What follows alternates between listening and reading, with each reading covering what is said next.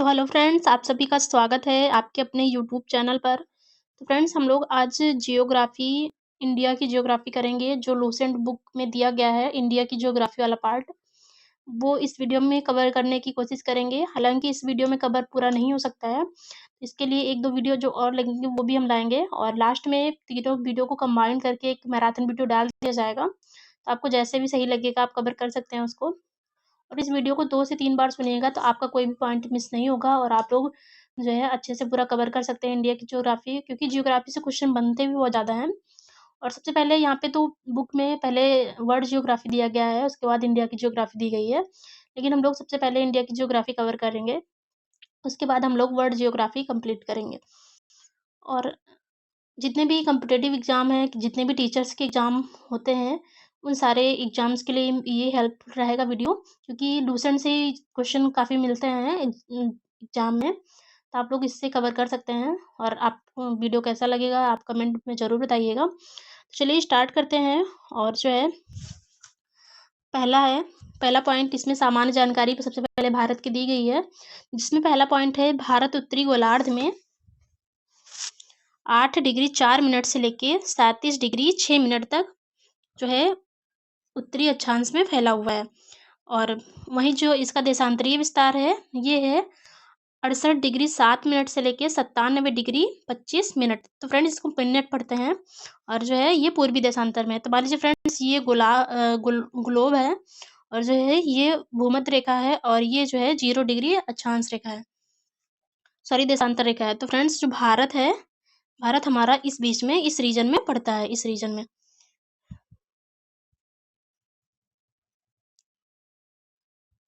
तो फ्रेंड्स, भारत यहाँ पे टच नहीं करता है, बट इस रीजन में पड़ता है, ठीक है। और जो है इसके अलावा अगर हम इंडिया को हम बनाते, इंडिया का मैप ड्रॉ करें, तो मान लीजिए इंडिया है। और तो फ्रेंड्स, जो इसका अगर अक्षांशीय विस्तार हम देखें, तो ये लगभग जो है, अगर मुख्य भूमि के जो अक्षांशीय विस्तार है, अगर मुख्य भूमि से लें, मुख्य भूमि से, तो ये 8 डिग्री 4 मिनट से लेके 37 डिग्री 6 मिनट तक रहेगा। वहीं अगर हम जो है, अगर अंडमान निकोबार द्वीप समूह से लें, तो ये जो है यहाँ से लेके 6 डिग्री 4 मिनट से लेके 37 डिग्री 6 मिनट तक रहेगा। तो यही कह रहा है कि अगर हम उत्तरी गोलार्ध में देखें, तो ये 8 डिग्री 4 मिनट से लेके 37 डिग्री 6 मिनट उत्तरी अक्षांश तक है। अब मुख्य भूमि की बात की जाए अगर, लेकिन अगर हम द्वीप के लेंगे, तो इसका जो मतलब अक्षांशीय विस्तार होगा, वो 6 डिग्री 4 मिनट से लेके 37 डिग्री 6 मिनट तक होगा। और जो है उत्तरी अक्षांश क्यों कहा जा रहा है, क्योंकि उत्तरी गोलार्ध में भारत पड़ता है, इसी वजह से उत्तरी अक्षांश कहा जाता है। जैसे कि अगर दक्षिणी गोलार्ध में पड़ता, तो उसे दक्षिणी अक्षांश कहा जाता। और जो है इसका जो देशांतरीय विस्तार है, देशांतरीय विस्तार, जैसे कि इंडिया है और इसका जो देशांतरीय विस्तार है, ये लगभग इधर 68 डिग्री 7 मिनट से लेके इधर जो है 97 डिग्री और जो है 25 मिनट, यानी कि जो अरुणाचल प्रदेश वाला रीजन है, वो लगभग 97 डिग्री 25 मिनट पूर्वी देशांतर के बीच स्थित है। अगला है भारत का जो क्षेत्रफल है, वो 32,87,263 वर्ग किलोमीटर है। और क्षेत्रफल की दृष्टि से भारत विश्व में 7वां स्थान रखता है। और जबकि जनसंख्या की दृष्टि से भारत अभी तो वैसे तो वो सेकंड पोजीशन पे है, लेकिन अभी जो डाटा पब्लिश किए जा रहे हैं, उसके हिसाब से तो भारत नंबर 1 पोजीशन पे आ गया है। ऑफ़िशियली अभी उतना अनाउंस नहीं किया गया है, बट जो है भारत पहले पोजीशन पे अभी आ चुका है, लेकिन बुक में तो यही लिखा है कि अभी सेकंड पोजीशन पे है और पहले पे चाइना को माना जा रहा है अभी।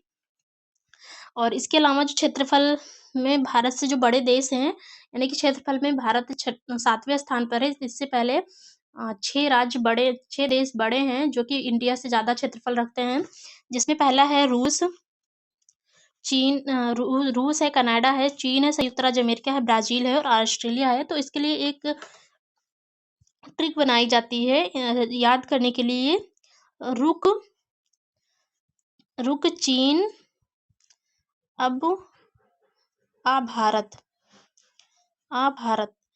ठीक है। तो ये जो है, ये इसका एक ट्रिक है। तो रुक का मतलब रूस, और का से जो है कनाडा हो जाएगा, और चीन से चीन हो ही गया। आ का मतलब संयुक्त राज्य अमेरिका, और अब का इसमें बा का मतलब जो है ब्राज़ील हो जाएगा, और आ का मतलब ऑस्ट्रेलिया, और जो है 7वें स्थान पे तो भारत अपना है ही, और 8वां भी याद रखिएगा अर्जेंटीना है 8वें नंबर पे। अगला है भारत का क्षेत्रफल संपूर्ण विश्व के क्षेत्रफल का 2.42% है। तो ये काफ़ी पूछे जाने वाला प्रश्न है, और इसके अलावा भारत का जो क्षेत्रफल है वो 32,87,263 किलोमीटर है, जो पूरे विश्व का लगभग जो है 2.4% है। ये ध्यान रखिएगा, कई बार ये प्रश्न पूछा गया है। और वहीं जो भारत की जनसंख्या है, पूरे विश्व की जनसंख्या का लगभग 17.5% है, और ये 2011 की जनगणना के अनुसार ये डाटा है।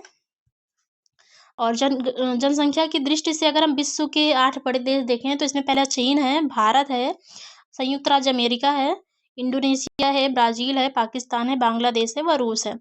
अगला है भारत का उत्तर से दक्षिण में जो विस्तार है, यानी कि अगर हम इंडिया का मैप ड्रॉ करें, तो जो है भारत का उत्तर से दक्षिण जो विस्तार है, यानी कि ये जो दूरी है टोटल वो है 3214 किलोमीटर, 3214 किलोमीटर। और वहीं अगर हम पूर्व से पश्चिम का जो सबसे लंबा वाला विस्तार देखें, तो वो है 2933।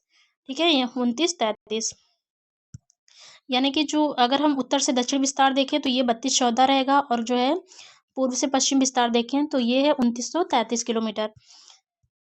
और अगला है भारत की स्थल सीमा की जो टोटल लंबाई है, स्थलीय सीमा, यानी कि अगर हम जो है स्थलीय सीमा को ड्रा करें,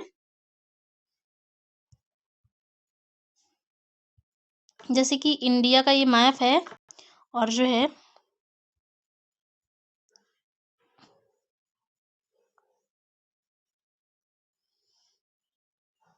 तो फ्रेंड्स ये मान लीजिए जो ग्रीन मैंने दिखाया इसमें ये स्थलीय सीमा है, और बाकी ये जो दूसरे कलर में है वो जलीय सीमा दिखाएगा।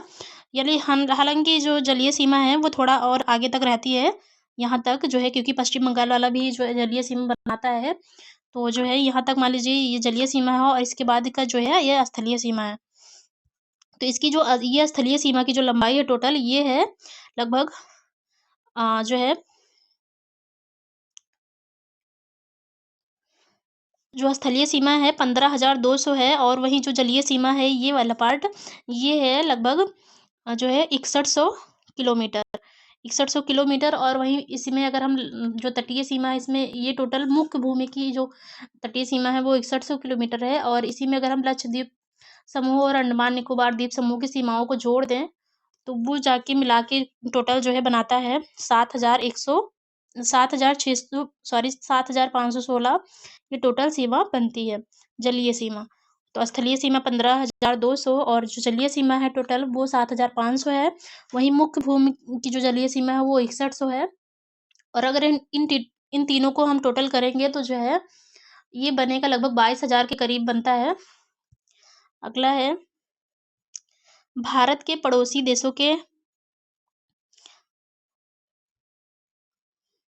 भारत के पड़ोसी देशों के साथ सीमाओं की लंबाइयाँ देखेंगे, तो भारत के जो 7 पड़ोसी देश हैं, उनके साथ जो हमारे देश के जो राज्य सीमा साझा करते हैं, उनके बारे में हम देखेंगे कितनी सीमा साझा करते हैं, और जो है कितने-कितने राज्य सीमा साझा करते हैं किसी भी देश के साथ, वो सारे देखेंगे, क्योंकि यहाँ से क्वेश्चन काफ़ी बनते हैं। और जैसे कि सबसे ज़्यादा भारत के साथ सीमा साझा करने वाला देश है बांग्लादेश, जो लगभग 4,096 किलोमीटर जो है सीमा साझा करता है भारत के साथ। और जो है सी जो बांग्लादेश है इससे सीमा साझा करने वाले राज्य हैं, पश्चिम बंगाल है, त्रिपुरा है। त्रिपुरा तो 3 तरफ से ही बांग्लादेश से ही घिरा हुआ है, और मेघालय है, मिज़ोरम है और असम है। तो बंगाल, त्रिपुरा, मेघालय, मिज़ोरम और असम, ये 5 राज्य हैं जो सीमा बनाते हैं। इसके अलावा जो है चीन दूसरे नंबर पे भारत से सबसे ज़्यादा सीमा बनाता है, जो लगभग 3488 किलोमीटर के आसपास सीमा बनाता है इंडिया से।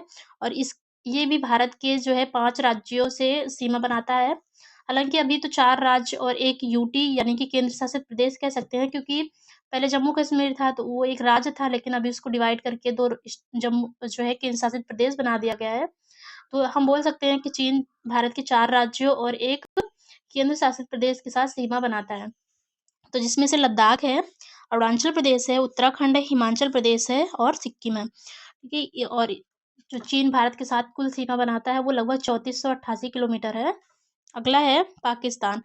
पाकिस्तान तीसरा सबसे मतलब बड़ा देश है जो इंडिया के साथ सबसे बड़ी सीमा बनाता है और ये लगभग जो है 3323 किलोमीटर की सीमा भारत के साथ बनाता है, जिसमें से ये भारत के जो है 3 राज्यों और 1 केंद्र शासित प्रदेश के साथ सीमा बनाता है, जिसमें से जो केंद्र शासित प्रदेश है वो लद्दाख है और जो राज्य हैं वो है राजस्थान, जम्मू एंड कश्मीर, गुजरात और पंजाब।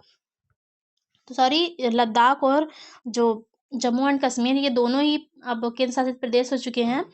इसके अलावा गुजरात, पंजाब, राजस्थान ये 3 राज्य हैं और 2 केंद्र शासित प्रदेश हो चुके हैं। अगला है, इससे पहले जब भारत मतलब जम्मू कश्मीर को डिवाइड नहीं किया गया था, तो ये केवल भारत के 4 राज्यों के साथ सीमा बनाता था। लेकिन अभी तो 3 राज्यों के साथ सीमा बना रहा है पाकिस्तान और 2 केंद्र शासित प्रदेश के साथ भी सीमा बनाता है। अगला है नेपाल। नेपाल जो है भारत के साथ लगभग 1751 किलोमीटर की सीमा बनाता है और ये सबसे ज़्यादा जो है बिहार और उत्तर प्रदेश के साथ सीमा बनाता है, फिर उत्तराखंड, सिक्किम और पश्चिम बंगाल इन तीनों के साथ यानी कि इन 5 राज्यों के साथ सीमा बनाता है। और इसमें भी सबसे ज़्यादा बिहार कहीं-कहीं बिहार मिलता है, कहीं यूपी मिलता है, लेकिन मुझे जो पता है सही कन्फर्म वो बिहार है। बिहार के साथ सबसे ज़्यादा सीमा बनाता है, इसके अलावा इसके बाद जो है यूपी के साथ सबसे ज़्यादा सीमा बनाता है। और जो टोटल सीमा बनाता है भारत के साथ वो 1751 किलोमीटर है।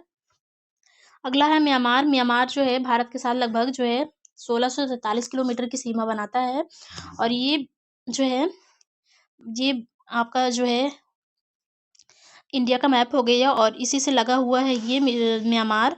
तो ये भारत के लगभग जो है 4 राज्यों के साथ सीमा बनाता है, जिसमें से अरुणाचल प्रदेश है, मिज़ोरम है, मणिपुर है, नागालैंड है। अगला है भूटान। भूटान भारत के साथ 699 किलोमीटर की सीमा बनाता है और ये असम, अरुणाचल प्रदेश, पश्चिम बंगाल और सिक्किम राज्य के साथ सीमा बनाता है। और जो अफ़गानिस्तान है ये भारत के साथ 106 किलोमीटर की सबसे कम जो है सीमा रेखा बनाने वाला देश है और ये लद्दाख के साथ ही सीमा बनाता है जो कि 106 किलोमीटर का है।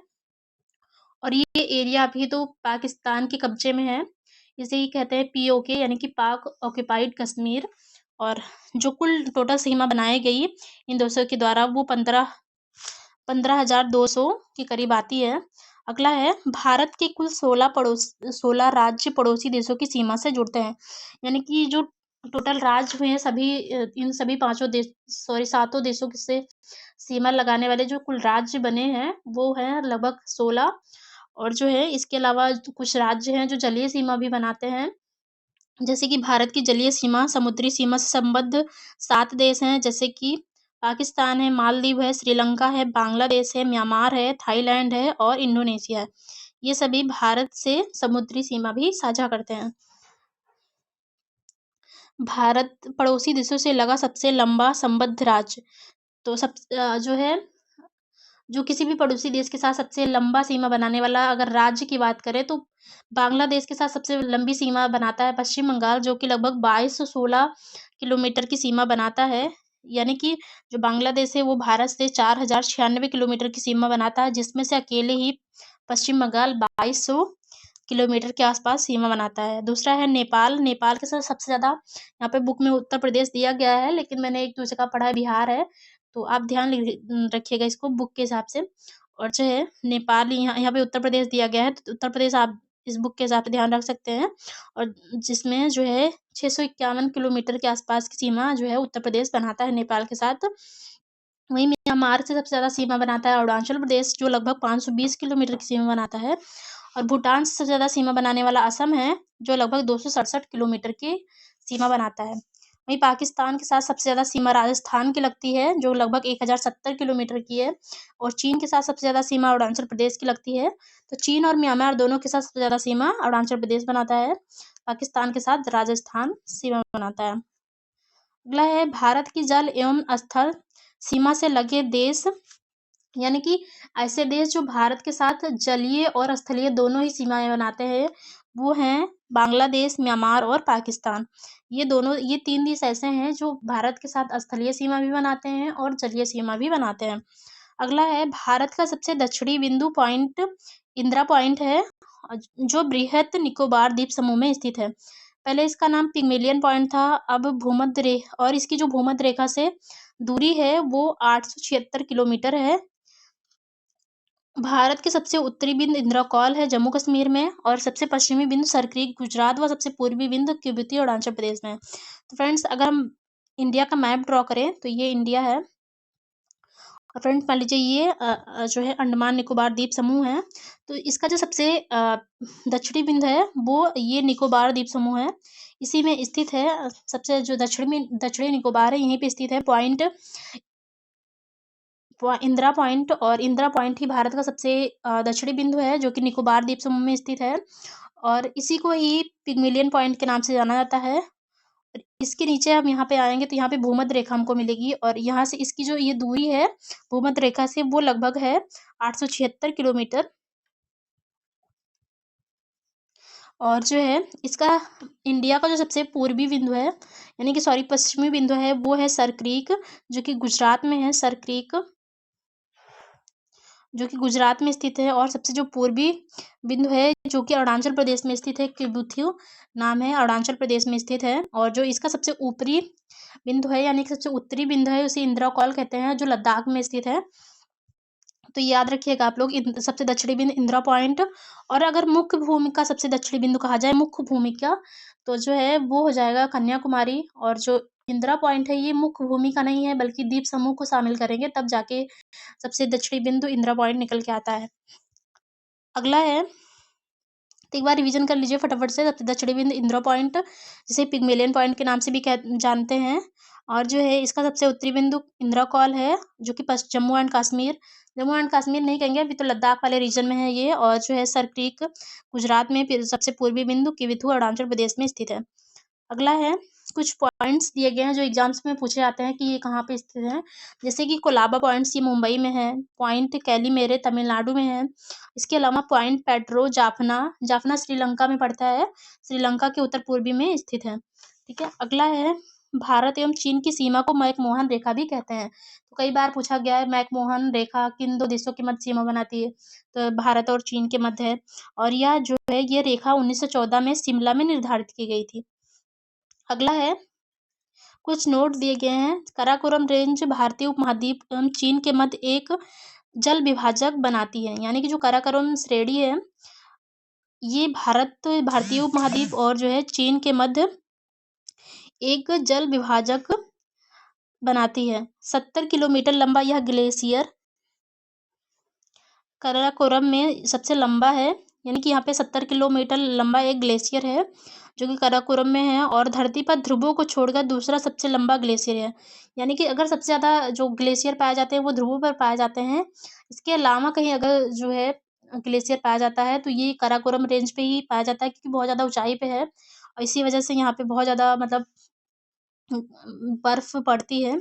और इसे ही जो है तीसरा ध्रुव भी कहा जाता है, यानी कि पृथ्वी के जो ध्रुव, उत्तरी ध्रुव है, दक्षिणी ध्रुव को छोड़कर इसे तीसरा ध्रुव कहते हैं। अगला है, भारत और अफगानिस्तान के बीच डुरंड रेखा। भारत और अफगानिस्तान के बीच जो 106 किलोमीटर की जो रेखा है, जो लद्दाख वाला रीजन है इसमें लगती है। 106 किलोमीटर की सीमा है, पीओके में पड़ता है अभी वो। और जो है 1896 में सर्व डुरंड द्वारा निर्धारित की गई थी। अब यह अफगानिस्तान एवं पाकिस्तान के बीच है। अगला है, भारत एवं पाकिस्तान के बीच रेड क्लिफ रेखा है, यानी कि जो भारत और पाकिस्तान के बीच जो जो रेखा सीमा बनाती है वो रेड क्लिफ है, जो 15 अगस्त 1947 से सर सी जे रेडक्लिफ के द्वारा निर्धारित की गई थी। इसके अलावा भारत और नेपाल के मध्य काली नदी सीमा बनाती है। और अगला है, पटकाई की पहाड़ियां भारत और म्यांमार के मध्य सीमा बनाती है। तो कई बार पूछा गया है पटकाई की जो पहाड़ियां हैं किन दो देशों के मध्य सीमा बनाती हैं, तो भारत और म्यांमार के मध्य बनाती हैं। दक्षिण में श्रीलंका भारत से पाक जल संधि तथा मन्नार की खाड़ी द्वारा अलग होता है, यानी कि जो श्रीलंका है यह भारत से पाक जल संधि और जो है मन्नार की जो खाड़ी है इसके माध्यम से अलग होता है। पाक जल डमरू मध्य में ही राम सेतु स्थित है। राम सेतु एक जो है प्रवालों का एक कह सकते हैं कि जल के अंदर ही प्रवालों का एक लंबी जो है श्रृंखला है सड़क नुमा, उसे ही कहा जाता है राम सेतु। अगला है, श्रीलंका के बाद भारत का दूसरा निकटतम पड़ोसी देश इंडोनेशिया है, यानी कि जो श्रीलंका है ये सबसे ज़्यादा समुद्री पड़ोसी देश है हमारा, क्योंकि हमारे सबसे नज़दीक ये है। उसके बाद दूसरा सबसे ज़्यादा नज़दीक अंडमान निकोबार द्वीप समूह से इंडोनेशिया पड़ता है। और जो कि दूसरा सबसे समुद्री पड़ोसी देश इंडोनेशिया है, जो निकोबार द्वीप समूह के अंतिम द्वीप ग्रेट निकोबार के दक्षिण में स्थित है।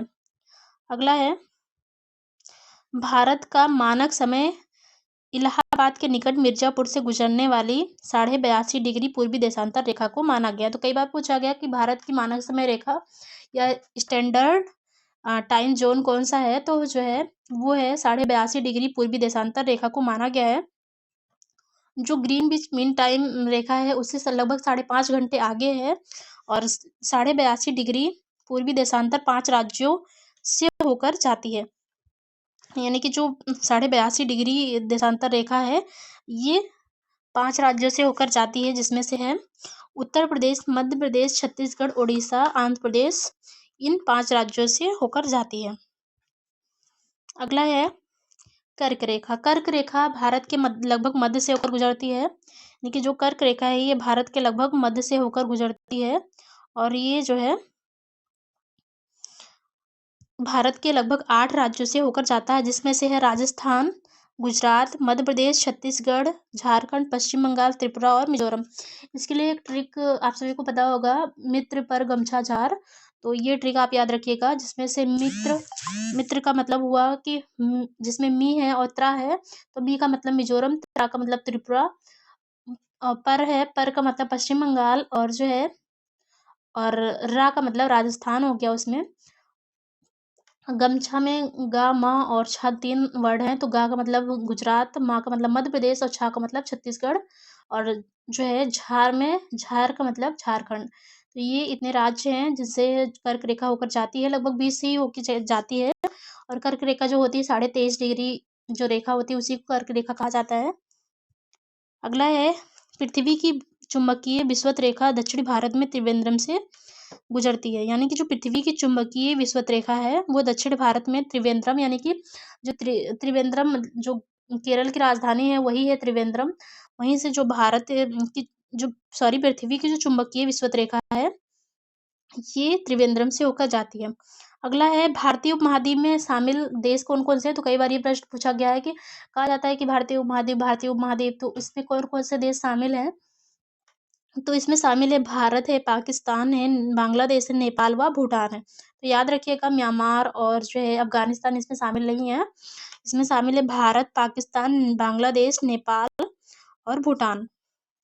सर्वाधिक राज्यों से जो है सर्वाधिक राज्यों की सीमाओं से लगा राज्य उत्तर प्रदेश है। यानी कि सर्वाधिक राज्यों में भारत के अंदर ही सर्वाधिक राज्यों से सीमा बनाने वाला जो राज्य है वो उत्तर प्रदेश है, और जो है ये लगभग 8 राज्यों से और 1 केंद्र शासित प्रदेश से सीमा बनाता है। ये क्वेश्चन कई बार पूछा गया है, और ये 8 राज्य से सीमा बनाता है, जिसमें से है उत्तराखंड, हिमाचल प्रदेश, हरियाणा और राजस्थान, मध्य प्रदेश, छत्तीसगढ़, झारखंड एवं बिहार। इन 8 राज्यों से सीमा बनाता है। इसके अलावा एक केंद्र शासित प्रदेश से सीमा बनाता है, जो कि दिल्ली है। दिल्ली से भी उत्तर प्रदेश की सीमा लगती है। अगला है, भारतीय राज्यों में गुजरात राज्य की जो तटीय रेखा है सर्वाधिक लंबी है, लगभग 1663 किलोमीटर की जो सीमा है वो गुजरात राज्य बनाता है तटीय रेखा। यानी कि अगर हम तटीय रेखा की बात करें तो ये गुजरात है। गुजरात ये लगभग इसके जो ये तटीय रेखा है जो ये लगभग 1663 किलोमीटर की है। यानी कि सबसे लंबी तटीय रेखा वाला राज्य गुजरात है। कई बार ये प्रश्न पूछा गया है, और दूसरी सबसे ज़्यादा तटीय रेखा वाला जो राज्य है वो आंध्र प्रदेश है। तो याद रखिएगा आप लोग, गुजरात को तो याद ही रखना है कितना लंबाई है इसका, टोटल कितना सीमा बना रहा है। ये लगभग 1663 किलोमीटर की है, और इसके बाद सेकंड नंबर पे आंध्र प्रदेश है, तो फर्स्ट सेकंड याद रखिएगा आप लोग। और जो है भारत के 9 राज्य हैं जो तट रेखा से लगे हुए हैं, यानी कि समुद्र से लगे हुए हैं, और जो है ये राज्य हैं गुजरात है, महाराष्ट्र है, गोवा है, कर्नाटक है, केरल है, तमिलनाडु है, आंध्रा है, उड़ीसा है, पश्चिम बंगाल है। यानी कि अगर हम मैप पे देखें तो जो है मैप के अनुसार ये गुजरात हो गया, फिर आपका यहाँ महाराष्ट्र आ जाएगा, यहीं पे छोटा सा एकदम देश है, छोटा सा राज्य है गोवा, उसके बाद इधर ये कर्नाटका है, केरल है ये, और इधर फिर जो है तमिलनाडु है आपका, आंध्र प्रदेश पड़ जाएगा, और तेलंगाना जो है समुद्र से सीमा नहीं बनाता है। आंध्र प्रदेश के ऊपर हम जाएँगे तो उड़ीसा पड़ेगा, और इसके अलावा छत्तीसगढ़ भी सीमा नहीं बनाता है, याद रखिएगा। कभी-कभी हमें ये हो जाता है कि शायद ये भी बनाता होगा, तेलंगाना नहीं बनाता है, ना ही छत्तीसगढ़, इन दोनों को याद रखिएगा। और जो है उड़ीसा के ऊपर हम जाएँगे तो ये इसके ऊपर हमें पश्चिम बंगाल मिलेगा, जो कि सीमा बनाता है, उसके आगे बांग्लादेश पड़ जाता है। और नॉर्थ ईस्ट के कोई भी राज्य जो है समुद्र के साथ सीमा नहीं बनाते हैं। यानी कि उत्तर पूर्वी भारत जो है उसका कोई भी राज्य जो है जिसमें 7 राज्य आते हैं मेनली, वो कोई भी राज्य जो है समुद्र के साथ सीमा नहीं बनाते हैं। अगला है नेपाल के साथ अंतर्राष्ट्रीय सीमा बनाने वाले राज्य हैं उत्तराखंड है, उत्तर प्रदेश है, बिहार, पश्चिम बंगाल, सिक्किम, ये सारे मैंने करा दिए हैं ऊपर अभी। और बांग्लादेश के साथ जो सीमा बनाते हैं वो पश्चिम बंगाल है, असम है, मेघालय, त्रिपुरा, मिजोरम है। वहीं जो है पूर्वोत्तर भारतीय राज्यों में नागालैंड, पूर्वोत्तर भारतीय राज्यों में नागालैंड, मणिपुर, अरुणाचल प्रदेश, सिक्किम की सीमाएं बांग्लादेश से नहीं मिलती हैं। यानी कि जो नागालैंड है, मणिपुर है, अरुणाचल प्रदेश है, सिक्किम है, इन सभी की सीमाएं नहीं बांग्लादेश से नहीं लगती हैं। तो लगती किसकी है? असम की लगती है, मिजोरम की लगती है, मिजोरम की लगती है, मेघालय की लगती है और त्रिपुरा की लगती है। इसके अलावा पश्चिम बंगाल की लगती है। तो 5 राज्य हैं जिनकी सीमा लगती है। और जो है पूर्वोत्तर के जो 4 राज्य ऐसे हैं जो सीमा नहीं बनाते हैं बांग्लादेश के साथ। 7 ही राज्य हैं, 7 राज्य में से तो 3 राज्य तो 3 नहीं 4 राज्य सीमा बनाते हैं और 4 नहीं बनाते हैं। क्योंकि सिक्किम को शामिल नहीं किया जाता है ना उसमें, मतलब जो है 7 राज्य उधर के हैं उसमें सिक्किम नहीं आता है। तो अगला है पाकिस्तान सीमा से लगे भारतीय राज्य हैं राजस्थान 1170 किलोमीटर की सीमा जो है पाकिस्तानी सीमा से लगे 3 भारतीय राज्य, इसमें राजस्थान लगभग 1170 किलोमीटर की सीमा, गुजरात लगभग 506 किलोमीटर की सीमा और पंजाब जो है 425 किलोमीटर की सीमा बनाता है। तो अभी इसके पहले यहाँ पे जो दिया गया था ऊपर की जो है पाकिस्तान सबसे ज़्यादा सीमा बनाने वाला राज्य क्या था, तो उसमें राजस्थान दिया था और वहाँ पे लिखा था लगभग ये 1000 के करीब जो सीमा बनाता है, लेकिन यहाँ पे 1170 दिया गया है। तो देख लेते हैं एक बार इसको हम। हाँ, तो देखिए फ्रेंड्स यहाँ पे जो दिया गया है 1070 और इसके अलावा जो नीचे पॉइंट दिया गया है उसमें इसी पॉइंट को दूसरा कुछ मतलब दिया गया है डेटा, तो इसको ध्यान रखिएगा। वैसे तो ये सब पूछा नहीं जाता इतना डीप, लेकिन हाँ, ये पूछ सकता है कि पाकिस्तान के साथ सबसे ज़्यादा सीमा कौन-सा राज्य बनाता है, तो वो राजस्थान याद रखिएगा, लंबाई उतना मैटर नहीं करती है। तो अगला है, यहाँ पे देखिए यहाँ पे 1170 लिखा हुआ है, जबकि वहाँ पे 1070 लिखा था कुछ। और अरुणाचल प्रदेश की सीमा पूर्व में म्यांमार से, पश्चिम में भूटान से और उत्तर में चीन से लगती है। यानी कि अरुणाचल प्रदेश भी 3 राज्यों के साथ सीमा बनाता है, जिसमें से अगर उत्तर की ओर देखें तो चीन के साथ, पूर्व की तरफ देखें तो जो है म्यांमार के साथ, और जो है अगर पश्चिम की तरफ देखें तो ये लगभग जो है अ, भूटान के साथ सीमा बनाता है। सिक्किम की सीमा भी 3 राज्यों से लगती है, जिसमें से नेपाल है, भूटान है, चाइना है। 3 और बांग्लादेश से घिरा हुआ राज्य त्रिपुरा है। केवल उत्तर-पूर्व में असम और मिज़ोरम से जुड़ा है। यानी कि जो बांग्लादेश है ये त्रिपुरा राज्य को 3 तरफ से घेरे हुए है। और अगला है संकोच नदी। संकोच नदी जो है असम एवं अरुणाचल प्रदेश के बीच सीमा बनाती है। यांग्याप दर्रे के पास ब्रह्मपुत्र नदी भारत में प्रवेश करती है। यानी कि कई बार ये पूछा गया है कि किस दर्रे से होकर जो ब्रह्मपुत्र नदी है ये जो है भारत में प्रवेश करती है। तो यांग्याप दर्रे से होकर ब्रह्मपुत्र नदी भारत में प्रवेश करती है, अरुणाचल प्रदेश से प्रवेश करती है ये। तो इसके पहले यहाँ पे कुछ जो दर्रे दिए गए हैं उनको हमें देख लेना चाहिए। तो यहाँ पे कुछ इंपॉर्टेंट दर्रे जो साइड में दिए रहते हैं, जो परीक्षा की दृष्टि से काफ़ी इंपॉर्टेंट होते हैं, तो वो हम पहले देख लेते हैं। तो भारत के प्रमुख दर्रे हैं, जैसे काराकोरम दर्रा है। काराकोरम दर्रा जो जम्मू कश्मीर वाले रीजन में पड़ता है। अभी तो हम इसको जम्मू कश्मीर नहीं कह सकते हैं क्योंकि अब ये लद्दाख वाले रीजन में हो गया है। जो जिला दर्रा भी लद्दाख में ही पड़ता है। इसके अलावा जो इसमें काराकोरम दर्रा जम्मू कश्मीर में ही दिया गया है, और पीर पंजाल दर्रा जम्मू एंड कश्मीर में है, और बनिहाल दर्रा भी जम्मू कश्मीर में है, बुर्जिल दर्रा जम्मू कश्मीर में है, सिपकीला दर्रा ये काफ़ी बार पूछा गया है कि कहाँ पड़ता है, तो हिमाचल प्रदेश में। रोहतांग दर्रा भी हिमाचल प्रदेश में है, बड़ा लाचा दर्रा ये हिमाचल प्रदेश में है। इसके अलावा लिपू लेक, माना, नीति ये तीनों दर्रे जो है उत्तराखंड में पड़ते हैं। ये कई बार पूछे गए हैं, यह सारे दर्रे बहुत इंपॉर्टेंट हैं। इसके अलावा नाथुला दर्रा सिक्किम में पड़ता है, जेलेपला, नाथुला ये दोनों दर्रे जो है सिक्किम में पड़ते हैं। और बोमडीला दर्रा और यांग्याप दर्रा ये जो है अरुणाचल प्रदेश में पड़ता है। इसके अलावा जो दीपू दर्रा है ये भी अरुणाचल प्रदेश में पड़ता है, और तुजू दर्रा ये मणिपुर और म्यांमार की सीमा पर स्थित है। ठीक है, तो मणिपुर और म्यांमार की सीमा पर स्थित है तुजू दर्रा। तो ये दर्रे हमने कंप्लीट कर लिए और अब हम अगले पॉइंट की तरफ बढ़ते हैं, जिसमें से अगला है यांग्याप दर्रे के पास ब्रह्मपुत्र नदी भारत में प्रवेश करती है। ये हमने पढ़ कर लिया था। अगला है जोजिला दर्रे का निर्माण सिंधु नदी द्वारा, सिपकीला का निर्माण सतलज नदी द्वारा और जलेपला दर्रे का निर्माण तीस्ता नदी के द्वारा हुआ था। यानी कि जोजिला दर्रा जो कि जम्मू एंड कश्मीर में पड़ता है, इसका निर्माण सिंधु नदी के द्वारा हुआ था। और जो है सिपकीला दर्रे का निर्माण जो कि हिमाचल प्रदेश में है, सिपकीला दर्रा, इसका निर्माण सतलज नदी करती है और जेलेपला दर्रे का निर्माण तीस्ता नदी करती है। और जेलेपला दर्रा कहाँ पे है? तो सिक्किम में स्थित है। अगला है लद्दाख में स्थित कराकोरम दर्रा भारत का सबसे ऊंचा दर्रा है। तो जो है वही मैंने कहा, कराकोरम जो दर्रा है ये लद्दाख में स्थित है। यहाँ ऊपर जो है इस बुक में कुछ पॉइंट गलत दिए गए हैं, जो कि सही करना चाहिए था उन बुक वालों को। तो इसमें जो लद्दाख दर्रा है ये जम्मू एंड कश्मीर में नहीं है। सॉरी, कराकोरम दर्रा ये लद्दाख में स्थित है, क्योंकि कराकोरम रेंज ही लद्दाख में ही पड़ती है। और जो है ये भारत का सबसे ऊंचा दर्रा है, लगभग 5,624 किलोमीटर यानी कि 5600 किलोमीटर लगभग ऊंचा है। यहाँ से चीन को आने जाने की एक सड़क बनाई गई है। और राष्ट्रीय राजमार्ग 1A लेह को जोजिला दर्रा होते हुए कश्मीर घाटी से जोड़ता है। यानी कि जो राष्ट्रीय राजमार्ग संख्या 1A है वो जोजिला दर्रे से होते हुए कश्मीर घाटी को लेह से जोड़ती है। यानी कि राष्ट्रीय राजमार्ग संख्या 1A लेह को कश्मीर घाटी से जोड़ता है। और अगला है बुर्जिल दर्रा। बुर्जिल दर्रा जो है श्रीनगर से गिलगित को जोड़ता है। यानी कि बुर्जिल दर्रा के माध्यम से अगर हमें श्रीनगर से गिलगित जाना है तो हम आराम से जा सकते हैं। अगला है बनिहाल दर्रा।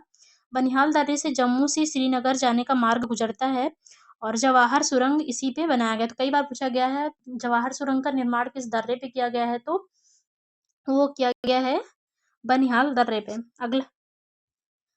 अगला है तुजू दर्रा। तुजू दर्रा जो है मणिपुर में स्थित है, भारत एवं म्यांमार को जोड़ता है। यानी कि मैंने बताया कि जो तुजू दर्रा है ये मणिपुर में स्थित है और ये मणिपुर और जो है म्यांमार की सीमा पर स्थित है। तो कई कई बार कहा जाता है कि जो है भारत और म्यांमार के मध्य सीमा बनाता है तुजू दर्रा।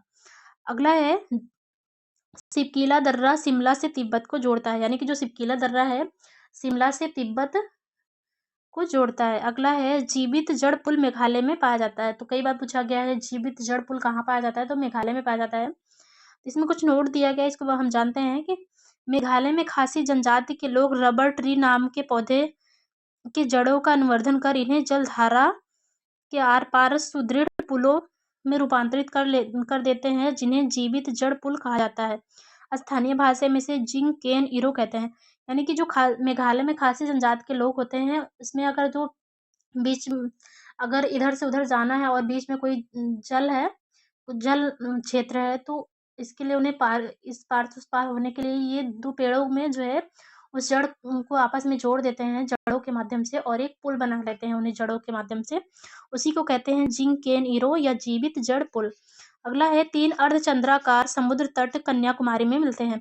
यानी कि जो बंगाल की खाड़ी है, अरब सागर है और हिंद महासागर, ये तीनों कन्याकुमारी में मिलते हैं। अगला है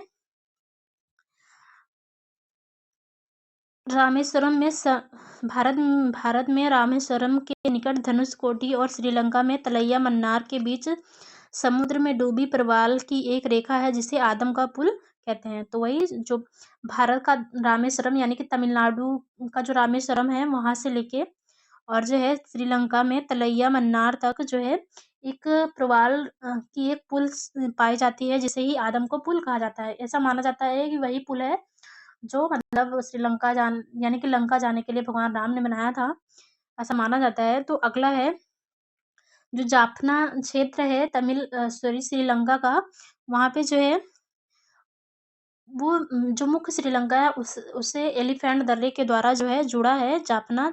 जाफना में जो है तमिल बहुल क्षेत्र रहते हैं, जो तमिलनाडु की जो भाषा है तमिल, जो वो बोलने वाले जो कुछ भाषी क्षेत्र हैं वो जाफना क्षेत्र में रहते हैं। अगला है भारत का भौतिक स्वरूप। भारत के भौतिक स्वरूप के बारे में पढ़ेंगे, जिससे विश्व के कुल क्षेत्रफल के लगभग 10.7% भाग पर उच्च पर्वत श्रेणियां हैं लगभग। यानी कि अगर हम पूरे इंडिया का जो क्षेत्रफल है अगर उसको हम 100 मान लें तो 100% क्षेत्रफल का 10% भाग जो है उच्च पर्वत के रूप में विद्यमान है। और इस क्योंकि जो इंडिया है इसके ऊपर भी आपने पढ़ा होगा हिमालय पर्वत स्थित है। और जो साइड में भी जो है जो उत्तर पूर्वी वाला भारत है, वहीं पे वहाँ पे भी जो है हिमालय पर्वत का विस्तार है। इसके अलावा मेघालय में भी कुछ पहाड़ियाँ पाई जाती हैं, जो कि उसका विस्तार तो नहीं है, लेकिन जो है प्रायद्वीपीय भारत में जो पहाड़ियाँ पाई जाती हैं, उन्हीं का जो विस्तार है, वो पाया जाता है मेघालय क्षेत्र में। और जो है, इसके अलावा आपने पढ़ा होगा दक्षिण भारत में भी काफ़ी पहाड़ियाँ पाई जाती हैं, बीच में भी कुछ पहाड़ियाँ पाई जाती हैं। तो यानी कि इन सब का जो प्रतिशत है, वो काफ़ी ज़्यादा है, 10% के आस-पास जो है भारत में पर्वत श्रेणियाँ पाई जाती हैं। और जिनकी जो समुद्र तल से एवरेज ऊँचाई होती है, वो लगभग 2135 मीटर या उससे अधिक होती है। और जो है, अगर उनकी समुद्र तल से ऊँचाई 2135 मीटर से ऊँची अगर ऊँची है, तो उसे पर्वत का नाम दिया जाता है, पर्वत श्रेणी का नाम। और अगर इससे कम है, यानी कि लगभग 305 से लेके 2135 मीटर की ऊँचाई है, तो इसे पहाड़ियों का नाम दिया जाता है। और ये भारत में सबसे ज़्यादा विस्तारित हैं पहाड़ियाँ, जो लगभग 18.6% भाग पर फैली हुई हैं। यानी कि जो भारत में पर्वत वाला जो क्षेत्र है, कुल वो 10% है। उससे ज़्यादा हमारे देश में पहाड़ियों का विस्तार है, लगभग 18% के आसपास। और जो है, लगभग 43% भूभाग पर जो है मैदान का विस्तार पाया जाता है। तो कई बार पूछा गया कि भारत के कितने प्रतिशत भाग पर जो है मैदान विस्तृत है, तो 43%। और जो पहाड़ियाँ कितने परसेंट भाग पर हैं, तो 18%। और जो पहाड़ हैं, वो लगभग 10% क्षेत्रफल पर फैली हुई हैं। तो इसको एकदम पॉइंट में नहीं याद रखना है, एवरेज ऐसे हल्का-फुल्का याद रखना है कि जैसे क्वेश्चन हमसे टिकल हो जाए। अगला है, अब हिमालय का हम प्रादेशिक विभाजन इसको हम पढ़ेंगे। तो हिमालय को प्रदेश के आधार पर या नदियों के आधार पर कुछ रीजन्स में डिवाइड किया गया है, जैसे कि पंजाब हिमालय, कुमायूं हिमालय, नेपाल हिमालय, असम हिमालय, इन पार्ट में डिवाइड किया गया है। तो मान लीजिए ये हिमालय है, इसको हम 4 पार्ट में डिवाइड कर दे रहे हैं। तो जिसमें से इस वाले हिमालय को जो है, जो जम्मू कश्मीर और पंजाब वाला क्षेत्र है, और हिमाचल प्रदेश वाला, इस रीजन को हम पंजाब हिमालय या कहीं-कहीं से इसे कश्मीर हिमालय भी कहा जाता है। तो इसे पंजाब हिमालय या कश्मीर हिमालय कह दिया जाता है। और जो है, जो सिंधु और सतलज नदी के बीच का क्षेत्रफल होता है, इसी को ही मेनली पंजाब हिमालय या कभी-कभी हिमाचल हिमालय और कश्मीर हिमालय भी कहा जा सकता है। और जो है, इसकी जो टोटल लगभग लंबाई मानी जाती है, वो 560 किलोमीटर है। और अलग-अलग बुक में ये लंबाई आपको अलग-अलग मिलेगी। तो जैसे सिंधु और जो सतलज नदियों के मध्य का क्षेत्र है पंजाब हिमालय, और जो है कुमायूं हिमालय, लगभग जो है, ये है सेकंड पार्ट। जो कुमायूं हिमालय है, ये 320 किलोमीटर का जो है रेंज कवर करता है। और जो है, सतलज एवं काली नदियों के मध्य का क्षेत्र, ये मान लीजिए सतलज नदी है, ये सिंधु नदी है, और ये सतलज नदी है। इसके अलावा ये जो है, ये तीस्ता नदी है, और ये जो है, ये ब्रह्मपुत्र नदी है। तो इसी के अनुसार हम डिवाइड करेंगे इसको। तो फ्रेंड्स, ये मान लीजिए ये नदियाँ हैं। और अब ये वाला जो क्षेत्र है, इसे हम पंजाब हिमालय कहेंगे, और इस वाले क्षेत्र को कुमायूं हिमालय, या इसे ही कुमायूं हिमालय, या जो है, हाँ, इसी को कुमायूं हिमालय कहते हैं। और ये जो सतलज और काली नदी के बीच का क्षेत्र है, और ये तीस्ता नदी है। और ये जो है, ये हमारी हो गई काली नदी, और ये हो गई तीस्ता नदी। तो इसके बीच का जो क्षेत्र है, ये कहलाता है,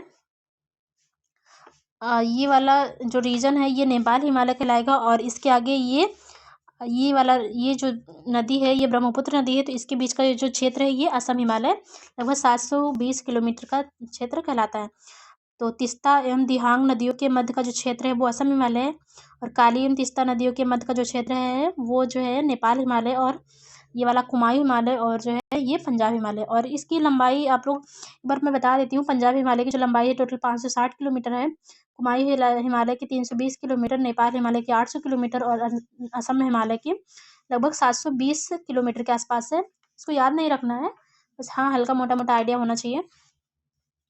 अगला है, भौतिक रचना एवं धरातल के स्वरूप के अनुसार भारत को 5 भागों में बाँटा गया है। यानी कि अगर हम भारत की भौतिक रचना और जो है धरातल के अनुसार अगर हम भारत को बाँटें, तो उस अनुसार हम भारत को 5 पार्ट में डिवाइड कर सकते हैं। जिसमें से उत्तरी पर्वतीय मैदान कहा जा सकता है एक पार्ट। दूसरा है विशाल मैदान, जो गंगा, ब्रह्मपुत्र, यमुना का जो मैदान है विशाल, उसे हम कह सकते हैं विशाल मैदान। इसके अलावा जो प्रायद्वीपीय पठार है, यानी कि जो पठार वाला रीजन है, जो बीच का जैसे विंध्य पठार, बुंदेलखंड पठार, ये सारे रीजन को मिला के इसे। और इसके अलावा नीचे में हम आएँगे, दक्कन का पठार हो गया, दंडीकारण्य पठार हो गया, छत्तीसगढ़ का जो पठार है, ये सारे पठार मिलेंगे। झारखंड का जो पठार है, छोटा नागपुर पठार वाला रीजन, और इन सभी को हम बाँट सकते हैं, पराद्वीपीय पठार में कह सकते हैं। इसके अलावा मरुस्थलीय क्षेत्र जो थार मरुस्थल वाला क्षेत्र है, और समुद्र तटीय मैदान, यानी कि जो मैदानी इलाके हैं, जो समुद्र के किनारे-किनारे लगे हुए जो मैदान हैं, उसे समुद्रीय तटीय मैदान इन 5 पार्ट में डिवाइड कर सकते हैं। अगला है, भूवैज्ञानिकों के मतानुसार जहाँ आज हिमालय है, वहाँ टिथिस नामक एक उथला समुद्र था। तो ऐसा माना जाता है कि वैज्ञानिकों के द्वारा जो है, कि जहाँ पे आज हिमालय की उत्पत्ति हुई है, वहाँ पहले जो है एक बहुत बड़ा समुद्र था, जो कि बहुत मतलब ज़्यादा गहरा नहीं था, बहुत छिछला था, और समुद्र था, जिसे टिथिस नाम दिया जाता था। अगला है, हिमालय की उत्पत्ति के संबंध में आधुनिक जो सिद्धांत माना गया है, वो प्लेट विवर्तनिकी या प्लेट टेक्टोनिक्स थियरी को माना जाता है, जो हिमालय की उत्पत्ति से संबंधित है।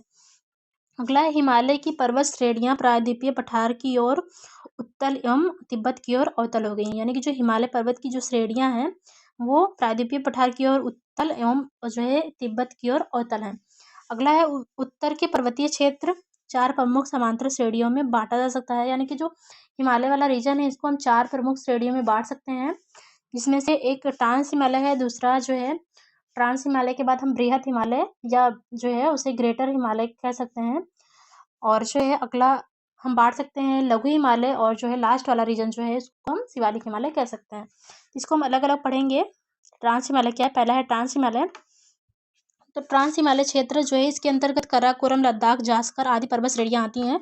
तो कई बार पूछा गया है, काराकोरम श्रेणी, लद्दाख श्रेणी, जास्कर श्रेणी, काराकोरम, ये जो है सर्वोच्च चोटियां जो है किस पर्वत श्रेणी में पड़ती हैं? तो ये ट्रांस ट्रांस हिमालय क्षेत्र में पाया जाता है, और कई बार इनका जो क्रम है वो सजाने के लिए आता है। तो काराकोरम, लद्दाख, जास्कर, ये जो है इनका जो क्रम है आपको याद रखना है। और जो केटू माउंट केटू है, या जिसे गार्डविन आस्टन कहते हैं, जिसकी जो टोटल ऊंचाई है 8,611 किलोमीटर है। ये भारत की सबसे ऊंची चोटी है, लेकिन अभी तो ये जो जिस कश्मीर पे पाकिस्तान ने कब्जा कर रखा है, उस वाले कश्मीर में पड़ता है। इसी वजह से मानी तो जाती है इंडिया की सबसे ऊंची चोटी, लेकिन जो भारत में पड़ने वाली जो सबसे ऊंची चोटी है, वो तो कंचनजंगा है, जो कि सिक्किम में पड़ती है। और काराकोरम जो है ट्रांस हिमालय क्षेत्र की सबसे ऊंची चोटी है, और जो जिसकी जो इसी का मतलब केटू कहा जाता है, और जो कि भारत की सबसे ऊंची चोटी है। अगला है, कश्मीर हिमालय करेवा के लिए प्रसिद्ध है, जहाँ जाफरान की खेती होती है। यानी कि जो कश्मीर हिमालय है, ये करेवा के लिए बहुत ज़्यादा फेमस है, और जाफरान की खेती होती है। करेवा चिकनी मिट्टी और दूसरे पदार्थों का हिमोड़ की एक मोटी परत के रूप में जमा होता है। यानी कि जो करेवा होता है, वो चिकनी मिट्टी और अन्य जो हिमोड़ पदार्थ होते हैं, उनकी एक मोटी परत होती है, जहाँ पे जाफरान की खेती काफ़ी ज़्यादा होती है। अगला है, बृहत हिमालय में जोजिला, पीर पंजाल में बनिहाल, जास्कर श्रेणी में फोटुला, और लद्दाख में खारदुंगला जैसे दर्रे स्थित है। यानी कि जोजिला दर्रा, बानिहाल दर्रा, फोटुला दर्रा, खारदुंगला दर्रा, ये सभी जो बृहद हिमालय है उसमें पड़ते हैं। और जो है इसके अलावा कश्मीर हिमालय क्षेत्र में मीठे जल की झील डल झील एवं बुलर झील, यानी कि कश्मीर हिमालय में ही मीठे पानी की जो झील है डल झील और बुलर झील पड़ती है। बुलर झील ताजे पानी की सबसे बड़ी झील है भारत की। और जो है इसके अलावा खारे जल की झील है पेंगोंग से लेक, और जो है सोमोरिरी झील, ये स्थित है। यानी कि अगर मीठे जल की झील की बात करें तो डल झील और बुलर झील होगा, और जो खारे जल की है वो पेंगोंग से है और सोमोरिरी है, जो कि ये सभी स्थित हैं बृहत हिमालय में। अगला है, वैष्णो देवी, अमरनाथ गुफा, चरार शरीफ तीर्थ स्थान उत्तरी पश्चिमी हिमालय में ही स्थित है। यानी कि जो वैष्णो देवी है, अमरनाथ गुफा है, चरार शरीफ जैसे तीर्थ स्थान है, ये जो है बृहद हिमालय में स्थित है। अगला है, हिमाद्री अथवा सर्वोच्च या बृहद हिमालय।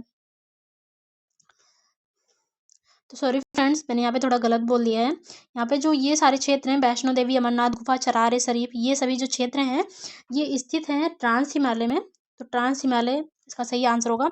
अगला है, हिमाद्री अथवा सर्वोच्च या बृहद हिमालय।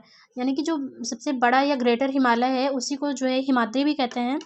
और यह हिमालय की सबसे ऊँची श्रेणी है, यानी कि जो जितने भी बड़े-बड़े ऊँचे पर्वत मिलते हैं, वो बृहद हिमालय में ही पाए जाते हैं। और अगर इन सभी पर्वतों की जो एवरेज ऊँचाई अगर निकाली जाए, तो ये लगभग 6,000 मीटर के करीब आती है। विश्व की सबसे ऊँची चोटी माउंट एवरेस्ट है, जो कि नेपाल में पड़ता है। लगभग 8,848 या कहीं-कहीं 8,850 मीटर के आसपास मिलता है। किलोमीटर नहीं रहेगा, मीटर ध्यान रखिएगा, क्योंकि किलोमीटर में तो बहुत ज़्यादा ऊँचा हो जाएगा। इसी पर्वत में स्थित है कंचनजंगा, नंगा पर्वत, नंदा देवी, कामेत एवं नामचा बरवा पर्वत इसके कुछ महत्वपूर्ण पर्वत शिखर हैं। यानी कि जो बृहद हिमालय के कुछ महत्वपूर्ण पर्वत शिखर हैं, जैसे कि कंचनजंगा हो गया, जो कि इंडिया में स्थित है और भारत का सबसे ऊंचा पर्वत शिखर है कंचनजंगा, जो कि मतलब भारत के कब्जे में। जो केटू तो वैसे सबसे ज्यादा ऊंचा है, लेकिन इस टाइम वो भारत के कब्जे में है नहीं, क्योंकि उस पर चीन ने अपना पाकिस्तान ने अपना कब्जा कर रखा है। अगला है बृहद हिमालय। लघु हिमालय से मेन सेंट्रल थ्रस्ट के द्वारा अलग होता है। तो फ्रेंड्स, इसको मैं थोड़ा सा आपको मैप के माध्यम से बता दे रही हूँ। जैसे जो है, लीजिए ये इंडिया का मैप है। तो ये जो है, ये मान लीजिए ये जो है ट्रांस हिमालय है। इसके बाद ये जो रेंज आई है, ये बृहद हिमालय है। और इसके बाद ये जो रेंज आई है, ये आपकी लघु हिमालय है। इसके बाद ये वाली रेंज जो है शिवालिक हिमालय है। तो जो ये बृहद हिमालय इसके बीच और जो लघु हिमालय, इन दोनों के बीच जो है, जो रेखा पाई जाती है, यानी कि ये वाला क्षेत्र, इसे ही मेन सेंट्रल थ्रस्ट कहते हैं। इसके बीच की जो बाउंड्री लाइन है, इसे मेन सेंट्रल थ्रस्ट कहा जाता है। वहीं जो लघु हिमालय और शिवालिक हिमालय के बीच जो रेखा पाई जाती है, उसे कहा जाता है मेन बाउंड्री थ्रस्ट। तो इन जो बृहद हिमालय, लघु हिमालय के मध्य जो रेखा पाई जाती है, उसे मेन सेंट्रल थ्रस्ट, और जो लघु हिमालय और शिवालिक हिमालय के मध्य जो रेखा पाई जाती है, वो इसे मेन बाउंड्री थ्रस्ट कहा जाता है। तो अगला है हिमाचल श्रेणी अर्थात लघु हिमालय या मध्य हिमालय। यानी कि अभी हम लघु हिमालय के पढ़ेंगे। तो लघु हिमालय इस श्रेणी में पीर पंचाल, धौलाधर, मसूरी, नाग टिब्बा, महाभारत जैसी श्रेणियां इसी मतलब लघु हिमालय में पाई जाती हैं। व लघु हिमालय के मध्य कश्मीर घाटी और जो है लाहौल स्पीति, कुल्लू एवं कांगड़ा की घाटियां मिलती हैं। यानी कि जो ये सभी घाटियां हैं, यानी कि कश्मीर घाटी, लाहौल स्पीति, कुल्लू एवं कांगड़ा की जो घाटियां हैं, ये पाई जाती हैं लघु हिमालय और बृहद हिमालय के बीच। और जो है लघु हिमालय में अल्पाइन प्रकार का एक चारागाह पाया जाता है, जिन्हें कश्मीर घाटी में गुलमर्ग और सोनमर्ग और उत्तराखंड में बुग्याल या पयार कहा जाता है, जो कि चारागाह होता है। अगला है शिमला, कुल्लू, मनाली, मंसूरी, दार्जिलिंग आदि लघु हिमालय में ही है। बृहद हिमालय की घाटियों में भोटिया प्रजाति के खानाबदोश लोग रहते हैं। यानी कि जो बृहद हिमालय की जो घाटियां हैं, उसमें भोटिया जनजाति रहती है, जो कि खानाबदोश है। यानी कि ये शिकार पे पूरी तरह से डिपेंड है।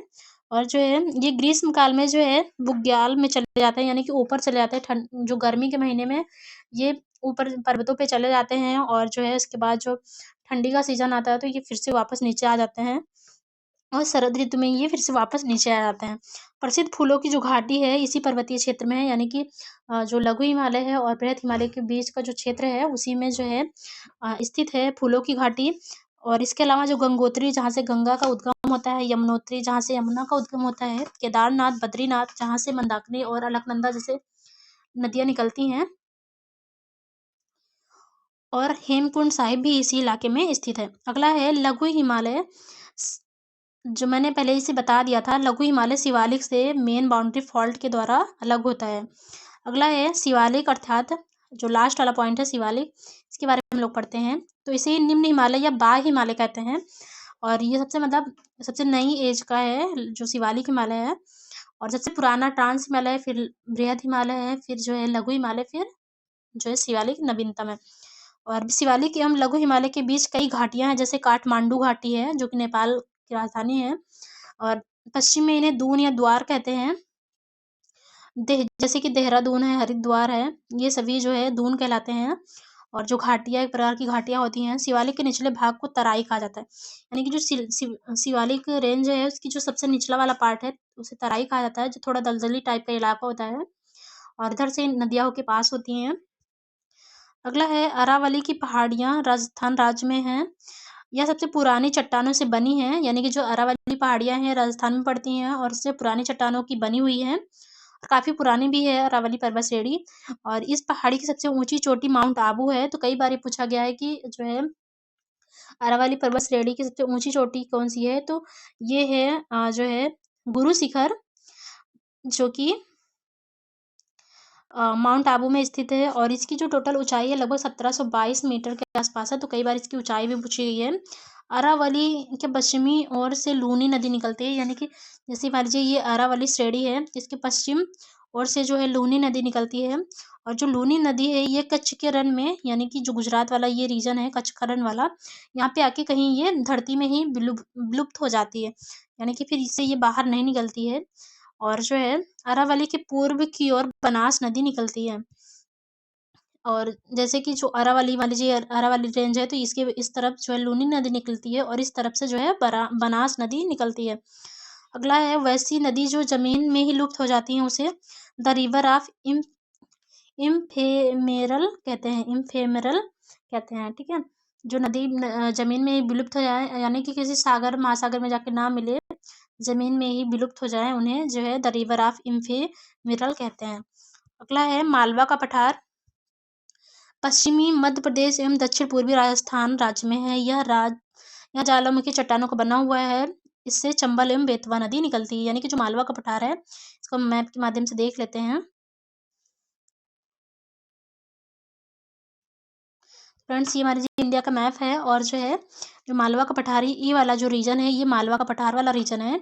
और यहीं से निकलती है जो है चंबल नदी और बेतवा नदी। तो फिर चंबल और बेतवा जो कि यमुना नदी की सहायक नदियां हैं, केन बेतवा चंबल ये सभी। और जो है ये मालवा पठार से निकलती हैं और ये लगभग मध्य प्रदेश और जो है दक्षिण पूर्वी राजस्थान में फैली हुई हैं। आप देख सकते हैं दक्षिण पूर्वी राजस्थान है ये और ये मध्य प्रदेश वाला इलाका है। और अगला है विंध्याचल का पठार, झारखंड, उत्तर प्रदेश और दक्षिण पूर्वी राजस्थान राज्य में स्थित है। तो मैप के माध्यम से हम सारा चीज़ देखते इस पे चलेंगे। तो मान लीजिए फ्रेंड्स ये उत्तर प्रदेश वाला इलाका है और जो है यहीं पे पड़ता है ये विंध्याचल का पठार। ये बहुत ज़्यादा ही बड़ा बना दिया मैंने, तो फिर से बनाती हूँ मैं इसको। तो मान लीजिए फ्रेंड्स ये उत्तर प्रदेश वाला इलाका है और जो है ये पड़ता है लगभग विंध्याचल का जो पठार है ये झारखंड और ये वाला जो रीजन है ये लगभग ये पाया जाता है। राजस्थान में तो वैसे मैंने नहीं पढ़ा था इसको, यानी कि ये जो रीजन है ये लगभग मध्य प्रदेश, उत्तर प्रदेश और राजस्थान को हल्का टच करता हुआ, झारखंड को भी टच करता हुआ, इसमें बुंदेलखंड और बघेलखंड ये सारे पठार इसमें समाहित हैं। तो इसी को विंध्याचल बोल दिया गया है। अगला है मैकाल पठार जो कि छत्तीसगढ़ में स्थित है। मैकाल पठार छत्तीसगढ़ वाला रीजन, ये जो पश्चिम बंगाल से काट कर बनाया गया छत्तीसगढ़, इसी में स्थित है मैकाल पठार। यहाँ पे कुछ पॉइंट्स जो थे जो छूट गए हैं। तो विंध्याचल पठार झारखंड, उत्तर प्रदेश, दक्षिण पूर्वी राजस्थान में स्थित है और यह परतदार चट्टानों को बनाया गया है। परतदार चट्टानें कौन सी होती है? अवसादी चट्टानें आपने सुना होगा, जो आग्नेय चट्टानों के जो है ताप के रूपांतरण के बाद जो है ये बनती हैं अवसादी चट्टानें, यानी कि जब चट्टानें परत दर परत ऊपर जमती जाती हैं और उसके बाद उसे ही अवसादी चट्टान कहा जाता है। और विंध्याचल पर्वत उत्तर भारत का दक्षिणी भारत से अलग करता है, यानी कि जो विंध्याचल पर्वत है या विंध्य पर्वत श्रेणी है वो जो है उत्तरी भारत को दक्षिणी भारत से अलग करता है। अगला है मैकाल पठार, छत्तीसगढ़ में स्थित है। मैकाले पहाड़ी की जो सर्वोच्च चोटी है वो जो है अमरकंटक है, लगभग 1036 मीटर इसकी ऊंचाई है। तो कई बार पूछा गया है मैकाल श्रेणी की सबसे ऊंची चोटी कौन सी है? तो ये है अमरकंटक। और यह पुरानी चट्टानों का बना एक ब्लॉक पर्वत है, यानी कि मैकाल जो मैकाल पहाड़ियाँ हैं ये जो है ये ब्लॉक पर्वत का एग्जाम्पल है। इसके पश्चिम की ओर से नर्मदा नदी, यानी कि जो मैकाल पठार है इसमें जो अमरकंटक पहाड़ी है, अमरकंटक इससे जो है निकलती है नर्मदा नदी, जो कि पश्चिम की तरफ बहती है और जो है उत्तर की ओर से सोन नदी और जो है दक्षिण की तरफ महानदी निकलती है, ठीक है। तो ये नदियाँ निकलती हैं अमरकंटक से। और छोटा नागपुर स्थित रांची का पठार संप्राय मैदान का एग्जाम्पल है, यानी कि छोटा नागपुर पठार में स्थित है रांची का पठार और ये एक प्रकार के संप्राय मैदान का एग्जाम्पल है। अगला है छोटा नागपुर पठार को भारत का रूर या खनिज भंडार की दृष्टि से यह भारत का सबसे संपन्न क्षेत्र भी कहा जाता है। जो छोटा नागपुर पठार है, यहाँ पे जो है काफी मात्रा में जो है खनिज भंडार मिलते हैं।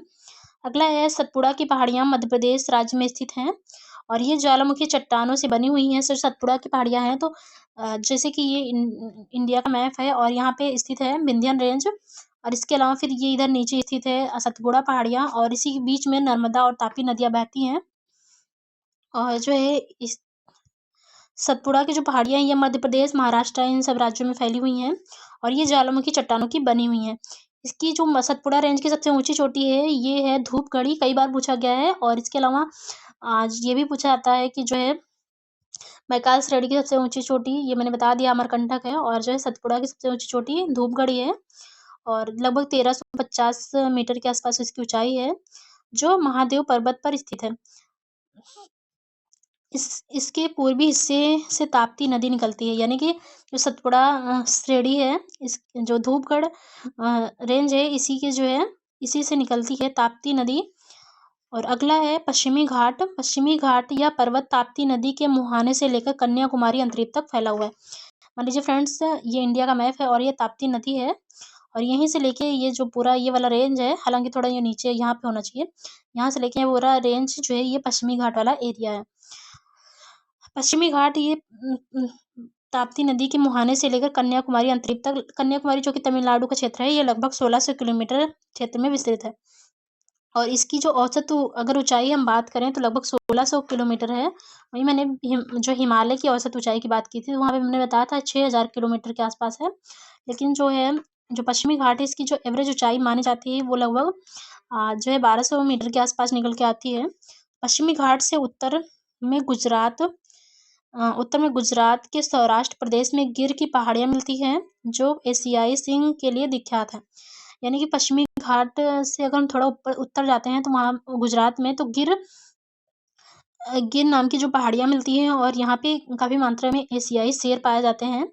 और पश्चिमी घाट को इस सह्याद्री नाम से भी जाना जाता है। तो हमने पढ़ा था हिमालय वाले रीजन में, जब हम पढ़ रहे थे हिमालय वाला, तो उसमें मैंने बताया था कि जो बृहद हिमालय उसे हिमाद्री कहा जाता है और जो पश्चिमी घाट है इसे सह्याद्री कहते हैं। ठीक है, तो ये मैंने वहाँ नहीं बताया था कि पश्चिमी घाट को सह्याद्री कहते हैं, लेकिन मैंने ये बताया था कि बृहद हिमालय को हिमाद्री कहा जाता है। तो कई बार पूछा जाता है कि हिमाद्री किसे कहते हैं, तो एग्जाम्पल में दे देगा आपको जो हिमालय, पश्चिमी घाट। तो अगर सही नहीं पता रहेगा तो कन्फ्यूजन होती है वहाँ पे।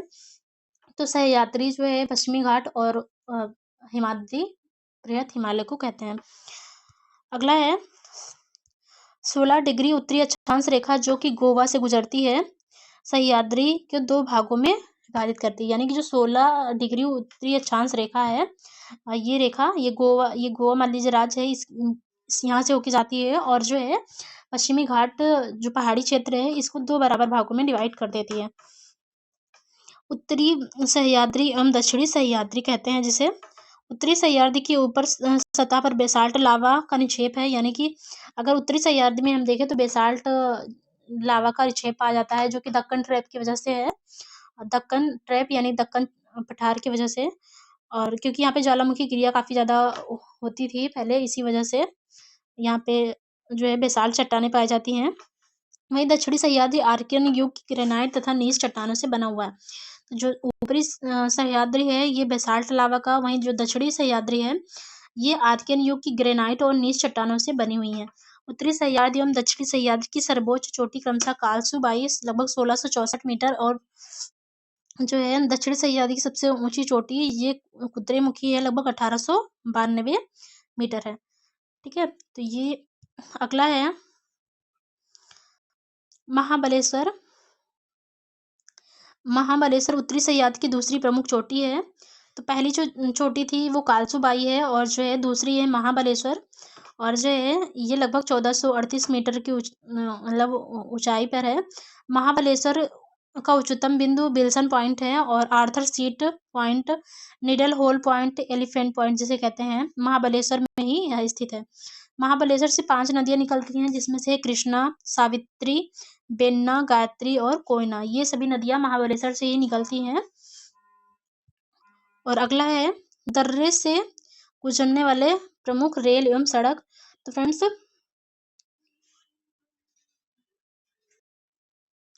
फ्रेंड्स कुछ दर्रे हैं, वहाँ से जो कुछ सड़कें जाती हैं, इसके बारे में हम देख लेते हैं, क्योंकि ये दर्रे पूछे भी काफ़ी जाते हैं। जैसे कि थालघाट दर्रा हुआ, भोरघाट दर्रा हुआ, पालघाट दर्रा हुआ। तो थालघाट दर्रे से मुंबई, नागपुर, कोलकाता से के लिए जो है रेल और सड़क मार्ग के माध्यम से जुड़ा हुआ है इस दर्रे के माध्यम से। और भोरघाट दर्रे के माध्यम से जो है मुंबई से पुणे, पुणे से बेलगांव, चेन्नई, ये सभी रेल और सड़क के माध्यम से जो है जुड़े हुए हैं। और जो है पालघाट दर्रा जो है कालीकट से त्रिचूर, कोयम्बटूर, इंदौर रेल एवं सड़क मार्ग के माध्यम से जुड़ा हुआ है।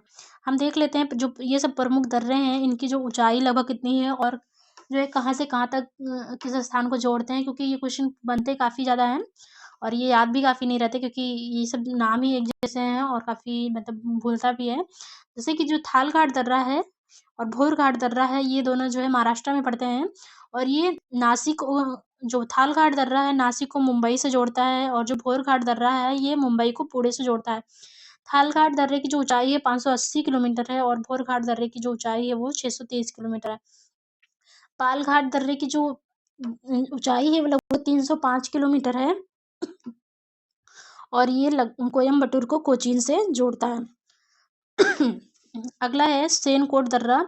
सेनकोट दर्रा की जो ऊंचाई है 280 मीटर है और ये तिरुवनंतपुरम जो कि केरल की राजधानी है को मदुरई तमिलनाडु का जो मदुरई है इससे जोड़ता है। अगला है दक्कन का पठार महाराष्ट्र राज्य में स्थित है और यह ज्वालामुखी बेसाल्ट चट्टानों का बना हुआ है। इसी वजह से जो उत्तरी सह्याद्री है वो बेसाल्ट चट्टानों का और जो दक्षिणी सह्याद्री है वो ग्रेनाइट तथा नीस का बना हुआ है। तो और जो है यह काली मिट्टी का क्षेत्र है। आपने देखा होगा कि जो गुजरात और महाराष्ट्र वाला एरिया है वो लगभग दक्कन का पठार का क्षेत्र है और वहाँ पे कपास की खेती काफ़ी ज़्यादा होती है इसी वजह से, क्योंकि वहाँ पे काली मिट्टी बहुत ज़्यादा है। इस पठार के पूर्वी भाग को विदर्भ कहा जाता है, यानी कि जो दक्कन का पठार है इसका जो पूर्वी भाग है उसे ही विदर्भ कहते हैं। अगला है धारवाड़ का पठार कर्नाटक राज्य में है और यह परिवर्तित चट्टानों से बना हुआ है। इस पठार के पश्चिमी भाग में बाबा बुदन की पहाड़ी तथा ब्रह्मगिरी की पहाड़ियां हैं, यानी कि जो कर्नाटक पठार है इसका जो पश्चिमी भाग है इसी में बाबा बुदन की पहाड़ी और ब्रह्मगिरी की पहाड़ियां हैं और ब्रह्मगिरी की पहाड़ी से ही कावेरी नदी का उद्गम हुआ है। अगला है नीलगिरी की पहाड़ियां तमिलनाडु में है जो एक ब्लॉक पर्वत का एग्जाम्पल है और यह मुख्यतः चारनोकाइट पठार से बनी हुई हैं। जो नीलगिरी की पहाड़ियां हैं ये चारनोकाइट पठार की बनी हुई हैं और इसकी जो सबसे ऊंची चोटी है यानी नीलगिरी की सबसे ऊंची चोटी दो दो बेट्टा है जो लगभग 2637 मीटर के आसपास है। लेकिन वहीं एक क्वेश्चन बनता है कि दक्षिण भारत की सबसे ऊंची चोटी कौन सी है, तो वो अनाईमुडी है जो लगभग 2695 मीटर इसकी ऊंचाई है। हाँ तो फ्रेंड्स हम ये बता रहे थे कि जो है दक्षिण भारत की जो सबसे ऊंची चोटी है वो अनाईमुडी है और जिसकी जो टोटल ऊंचाई है वो लगभग 2695 मीटर है और जो दूसरी सबसे ऊंची चोटी है वो दो दो बेट्टा है जो कि नीलगिरी की भी सबसे ऊंची चोटी है और जो है ऊटक मंडक किसी पहाड़ी पर स्थित है, यानी कि जो ऊटक मंडक है वो नीलगिरी पहाड़ी पर स्थित है। अगला है तमिलनाडु राज्य में नीलगिरी के दक्षिण भाग में पालघाट गैप पश्चिम एवं पूर्वी घाट का मिलन स्थल है, यानी कि जो तमिलनाडु राज्य में है जो पालघाट गैप है ये जो है पश्चिमी घाट और जो पूर्वी घाट है इसका मिलन स्थल है। इसी को कहते हैं मैंने जो नीलगिरी पहाड़ी है इसी को कहते हैं पश्चिमी घाट और पूर्वी घाट का मिलन स्थल। और जो है इसके इसके बाद जो है कार्डामम की पहाड़ी है जिसे इलायची की पहाड़ियाँ कहते हैं वो भी पश्चिमी घाट का विस्तार है, यानी कि अगर पश्चिमी घाट का विस्तार देखें तो ये यहाँ से स्टार्ट हुआ और जो है यहाँ तक फैला हुआ है और जो है इधर से इधर पूर्वी घाट का विस्तार है और ये आके इस पॉइंट पे मिलती हैं जिसे नीलगिरी पहाड़ी कहा जाता है और इसके आगे ये जो विस्तार है ये कार्डामम की पहाड़ी या इलायची की पहाड़ियाँ मानी जाती हैं। ठीक है, अगला है अन्नामलाई की पहाड़ी पर स्थित है दक्षिण भारत की सबसे ऊंची चोटी अनाईमुडी, जो मैंने बता दिया था। यहाँ पे अनाईमुदी लिखा है लेकिन कहीं कहीं अनाईमुडी लिखा जाता है और जो है ये दक्षिण भारत की सबसे ऊंची चोटी है। अन्नामलाई की जो पहाड़ियाँ हैं उसी मतलब पश्चिमी घाट का ही पार्ट है, उसको पार्ट वाइज ऐसे नाम दे दिया गया है तो उसी उसी में नाम है अनायमुड्डी या नामलाई, इसी की जो पहाड़ी है, इसी में सर्वोच्च इसकी चोटी है, जिसे कहा जाता है अनायमुडी। इसकी जो चोटी है, ऊंचाई है 2695 मीटर है, और ये दक्षिण भारत की सबसे ऊंची चोटी है। दूसरी मैंने बताया नीलगिरी पहाड़ी पे जो स्थित है दो बेट्टा, वो दूसरी सबसे ऊंची चोटी है, जो 2637 किलोमीटर, सॉरी किलोमीटर नहीं रहेगा, ध्यान रखिएगा, मेरे मुंह से बार बार निकल जा रहा है किलोमीटर, लेकिन ये मीटर में ऊंचाइयां जो होती है मीटर में रहती हैं, आप समझ सकते हैं किलोमीटर रहेगा तो कितना ज्यादा हो जाएगा। अगला है अनायमुडी, 3 पहाड़ियों का केंद्र बिंदु है जो अनायमुडी है।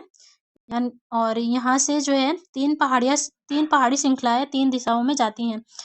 जो दक्षिण की ओर जाती है इलायची की पहाड़ियाँ, कार्डामम की पहाड़ियाँ जिसे कहते हैं, और उत्तर की ओर अन्नामलाई की पहाड़ियाँ, और जो है उत्तर पूर्व की ओर पालनी की पहाड़ियाँ जो मेनली यहाँ पे पड़ती है, और दक्षिणी जो पूर्वी घाट श्रेणियाँ हैं उसी का पार्ट है पालनी की पहाड़ियाँ, सेवराई की पहाड़ियाँ, ये सभी तमिलनाडु आंध्र प्रदेश में पड़ती हैं। जेवारी की पहाड़ियाँ, ये सभी जो है इधर पाई जाती हैं। और जो है प्रसिद्ध पर्यटक स्थल जो मतलब अन्नामलाई की पहाड़ियाँ जो उत्तर की ओर जाती है, यानी कि अगर हम जो अनायमुडी श्रेणी जो अनायमुडी पहाड़ी है, ये केंद्र बिंदु की तरह माने तो इसके दक्षिण की ओर एक पहाड़ी जाती है जिसे इलायची या कार्डामम की पहाड़ी जाते कहते हैं, और ऊपर की तरफ जो वही पश्चिमी घाट आ रहा है विस्तार, उसी में उसके पार्ट को कहते हैं जो है अन्नामलाई, और जो है जो पूर्वी घाट की ओर जा रहा है उसे ही कहा जाता है जो है पालनी की पहाड़ियाँ, और यहीं पे स्थित है कोडाईकनाल, तमिलनाडु पालनी पहाड़ी में स्थित है। तो कई बार पूछा गया है कोडाईकनाल स्थित है तो पालनी पहाड़ी पर ही स्थित है। और सेवराई की पहाड़ियाँ तमिलनाडु राज्य के सलेम में स्थित है। अगला है आंध्र प्रदेश और उड़ीसा के तटीय भाग में महेंद्रगिरी की पहाड़ी है। तो जो है पूर्वी घाट की जो सबसे ऊंची चोटी है वो महेंद्रगिरी ही है। और जो है भारत के उत्तर पूर्वी समुद्र को निम्न भागों में बांटा गया है। तो जो भारत का जो पूर्वी समुद्र तट है उसको निम्न भागों में बांटा गया है, यानी कि कुछ 3 पार्ट में इसको डिवाइड किया गया है, जिसमें से पहला है, इसको मैप के माध्यम से देखेंगे, जैसे कि कन्याकुमारी से कृष्णा डेल्टा तक का जो तट है इसे कोरोमंडल तट कहते हैं। यहाँ ये कन्याकुमारी वाला पार्ट है, और जो है ये जो पार्ट है इसे कहा जाता है कोरोमंडल तट, जो कि तमिलनाडु वाला ये रीजन आपने देखा होगा, तमिलनाडु वाला रीजन है, और इधर ये केरला वाले के इधर को मालाबार कहते हैं। और जो है इसे ये कहा जाता है कोरोमंडल तट, और कृष्णा से लेके गोदावरी डेल्टा तक का जो क्षेत्र है ये वाला रीजन, इसे गोलकुंडा तट कहते हैं, यानी कि ये जो क्षेत्र है इसे गोलकुंडा तट कहा जाता है। और गोदावरी डेल्टा से लेके उत्तर तटीय भाग, यानी कि यहाँ जो पश्चिम बंगाल वाला तक का पूरा क्षेत्र है इसे ही कहा जाता है उत्तरी सरकार तट। ठीक है, और अगला है भारत के उत्तर पूर्वी तट पर स्थित प्रमुख बंदरगाह हैं, जिसमें से पारादीप उड़ीसा में स्थित है, कोलकाता पश्चिम बंगाल में, विशाखापत्तनम आंध्र प्रदेश में, और जो है जो चेन्नई, तूतीकोरिन, एन्नोर, ये सभी तमिलनाडु में स्थित है। तो हम इसको मैप में एक बार देख लेते हैं। जो पारादीप है ये उड़ीसा में पड़ता है, यहाँ पर पड़ता है ये, और जो है इसके अलावा जो कोलकाता है ये यहाँ पे पड़ेगा, और आपका जो विशाखापत्तनम है ये यहाँ पे पड़ेगा, और तूतीकोरिन, एन्नोर, ये सभी तमिलनाडु में ही इस वाले रीजन में पाए जाते हैं। चेन्नई, ये सभी तमिलनाडु में पाए जाते हैं। विशाखापत्तनम बंदरगाह डॉल्फिन नोज पहाड़ी के पीछे सुरक्षित है। तो पूछा जा सकता है कि डॉल्फिन नोज पहाड़ी के पीछे कौन सा बंदरगाह स्थित है, तो विशाखापत्तनम है, जो कि विशाखापत्तनम अभी तो आंध्र प्रदेश की राजधानी भी बन चुका है। और पूर्वी तट पर स्थित प्रमुख लैगून है पुलिकट, यानी कि पूर्वी अगर तट पर हम देखें तो बहुत 2-3 जो है लैगून देखने को मिलते हैं, जिसमें से पुलिकट है जो कि आंध्र प्रदेश और तमिलनाडु के बीच में पाया जाता है पुलिकट। और जो है और इसके अलावा चिल्का है जो कि उड़ीसा में स्थित है, जो खारे पानी की भारत की सबसे बड़ी झील है। और जो है इसके अलावा कोलेरू जो आंध्र प्रदेश में पाया जाता है, ये कुछ झीलें हैं। तो हम जानेंगे लैगून झील होती क्या है। तो लैगून झील समुद्री क्षेत्र में तटीय क्षेत्र का पानी जब स्थलीय भाग में घुस जाए, और फिर जब मान लीजिए फ्रेंड्स ये कोई स्थलीय भाग है, ये कोई जलीय भाग है, और इसका जो पानी है ये यहाँ पे आ जाए, और जो है मान लीजिए ये पानी यहाँ पे आ गया, और जो है यहीं पे कोई बालू का कोई बड़ा टीला बन जाए कि अब ये पानी इस पार ना आ पाए इस समुद्र में, तो यहाँ पे कुछ पानी का जो क्षेत्र आ जाता है, हो जाता है, उसी को लैगून कहा जाने लगता है। तो वही कह रहा है कि उसे ही लैगून कहते हैं। और अगला है भारत के पश्चिमी तट को निम्न भागों में डिवाइड कर सकते हैं। तो मैंने पूर्वी तट को डिवाइड करके बता दिया है कि 3 भाग में बांटा गया है, और अब हम पूर्वी तट को निम्न भागों में डिवाइड करके देखेंगे, जिसमें से जो है मान लीजिए ये पूर्वी तट है और इनको हम कुछ पार्ट में डिवाइड करते हैं। तो जो है जिसमें से गुजरात से गोवा तक का जो तटीय क्षेत्र है ये कोंकण तट कहलाता है। तो फ्रेंड्स ये वाला जो यहाँ गोवा तक का जो क्षेत्र है ये महाराष्ट्र वाला रीजन है और यहाँ पे ये पूरा रीजन जो कोंकण कहलाता है। गोवा से कर्नाटक ये जो छोटा सा पार्ट रहेगा ये जो रहेगा गोवा से कर्नाटक तक का ये केंद्र तट कहलाता है और ये केंद्र तट हो गया। उसके बाद जो मंगलुरु से कन्या और जो है गोवा से कर्नाटक का के मंगलुरु तक का जो तटीय क्षेत्र है केंद्र क्षेत्र रहेगा और मंगलुरु से कन्याकुमारी तक का जो क्षेत्र है ये रहेगा मालाबार तट। ठीक है, तो ये रहता है। यहाँ पे कुछ स्टेप एक दो मतलब मिस भी किए गए हैं और जो है क्योंकि इसी जो गुजरात वाला क्षेत्र है इसी को काठियावाड़ तट कहीं कहीं लिखा रहता है। आप इसको ध्यान रख सकते हैं। बाकी ये जो मालाबार तट और कोरोमंडल तट ये ज्यादा पूछा जाता है तो इसको ध्यान रखिएगा आप लोग। अगला है यहाँ पे कुछ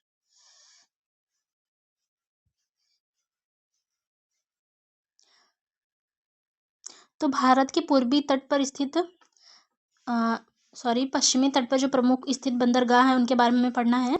तो पश्चिमी तट पर स्थित प्रमुख बंदरगाह हैं कांडला जो कि गुजरात में स्थित है और भारत का एक मात्र ज्वारीय बंदरगाह है और जो कि गुजरात में स्थित है। इसके अलावा मुंबई महाराष्ट्र का है जो काफ़ी व्यस्त भारत का सबसे व्यस्त अगर बंदरगाह कोई है तो मुंबई ही है। इसके अलावा मारमा गोवा है जो कि गुजरात गोवा में स्थित है। मारमा गोवा इसमें नाम ही गोवा आ रहा है तो फिर नाम से ये स्पष्ट हो जाएगा किस राज्य में पढ़ना चाहिए। और मंगलुरु ये कर्नाटका में स्थित है। जैसे बंगलुरु कर्नाटक की राजधानी है वैसे ही नाम सेम है मंगलुरु, तो याद रख सकते हैं। कोच्चि केरल का है और नाहवा सेवा महाराष्ट्र का है। नाहवा सेवा में थोड़ा सा भूलने का चांस रहता है तो नाहवा सेवा आप याद रखिएगा। पूछे जाते हैं ये सभी बंदरगाह हैं तो फिर इम्पोर्टेंट तो है ही कि भारत के 13 बंदरगाह काफ़ी बड़े हैं जो कि पूछे जाते हैं काफ़ी ज़्यादा।